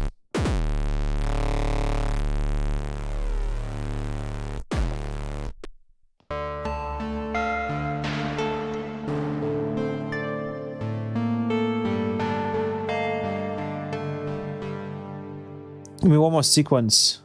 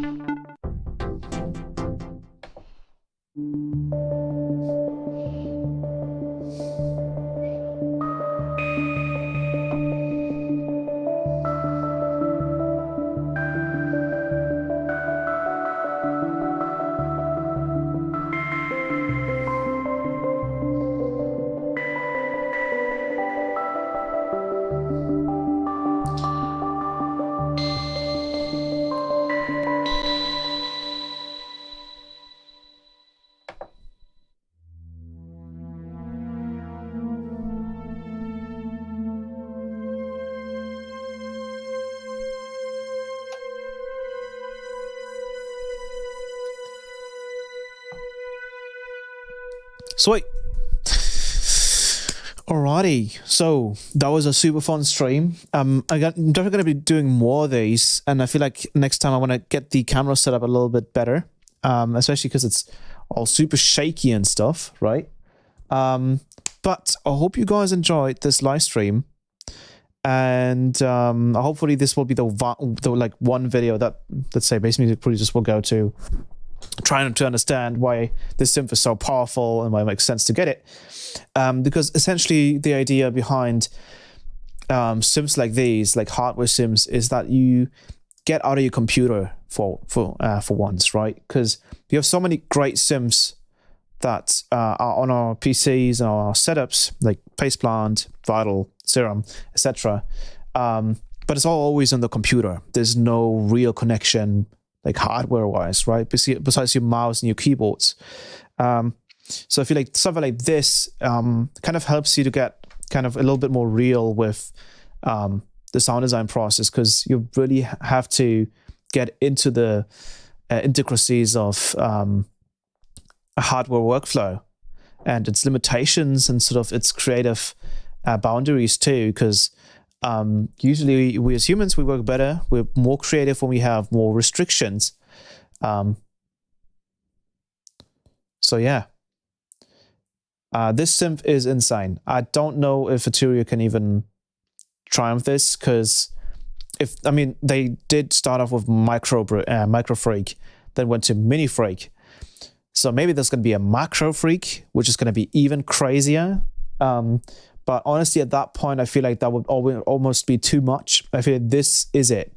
This is literally it. And the great part is, once again, if they just really focus on making this thing finished and done, and just keep this a flagship title when it comes to synths, I think they can totally add much more like future content when it comes to the oscillators, when it comes to the effects. There's not really a second page for effects, but maybe give us oscillator panning for unison. That would be great. That would be awesome, honestly. It turns this synth into essentially the best thing. There's no reason not to have it. So I would say let's wrap up the stream. I hope you guys enjoyed it. This was a ton of fun to make, but there's going to be more streams as well. Just really focusing on bass design in this case. And there's absolutely going to be a stream of this if they release the wavetable oscillator. If there's ever going to be one, of course. Which I think is just a no-brainer, right? Like with this, it's just a no-brainer, especially with the LFO system that they have now. It's just a no-brainer. There's no reason not to include the wavetable user oscillator. It's just ridiculous. Maybe one effects-wise, maybe one other thing that would be really cool would be a disperser-like effect. I feel like at this point, a lot of sounds could use disperser just because the minimum phase, kind of phase rotation artifacts are so good. It's such a nice effect to use, but yeah, bass design in this thing will be nuts. Absolutely.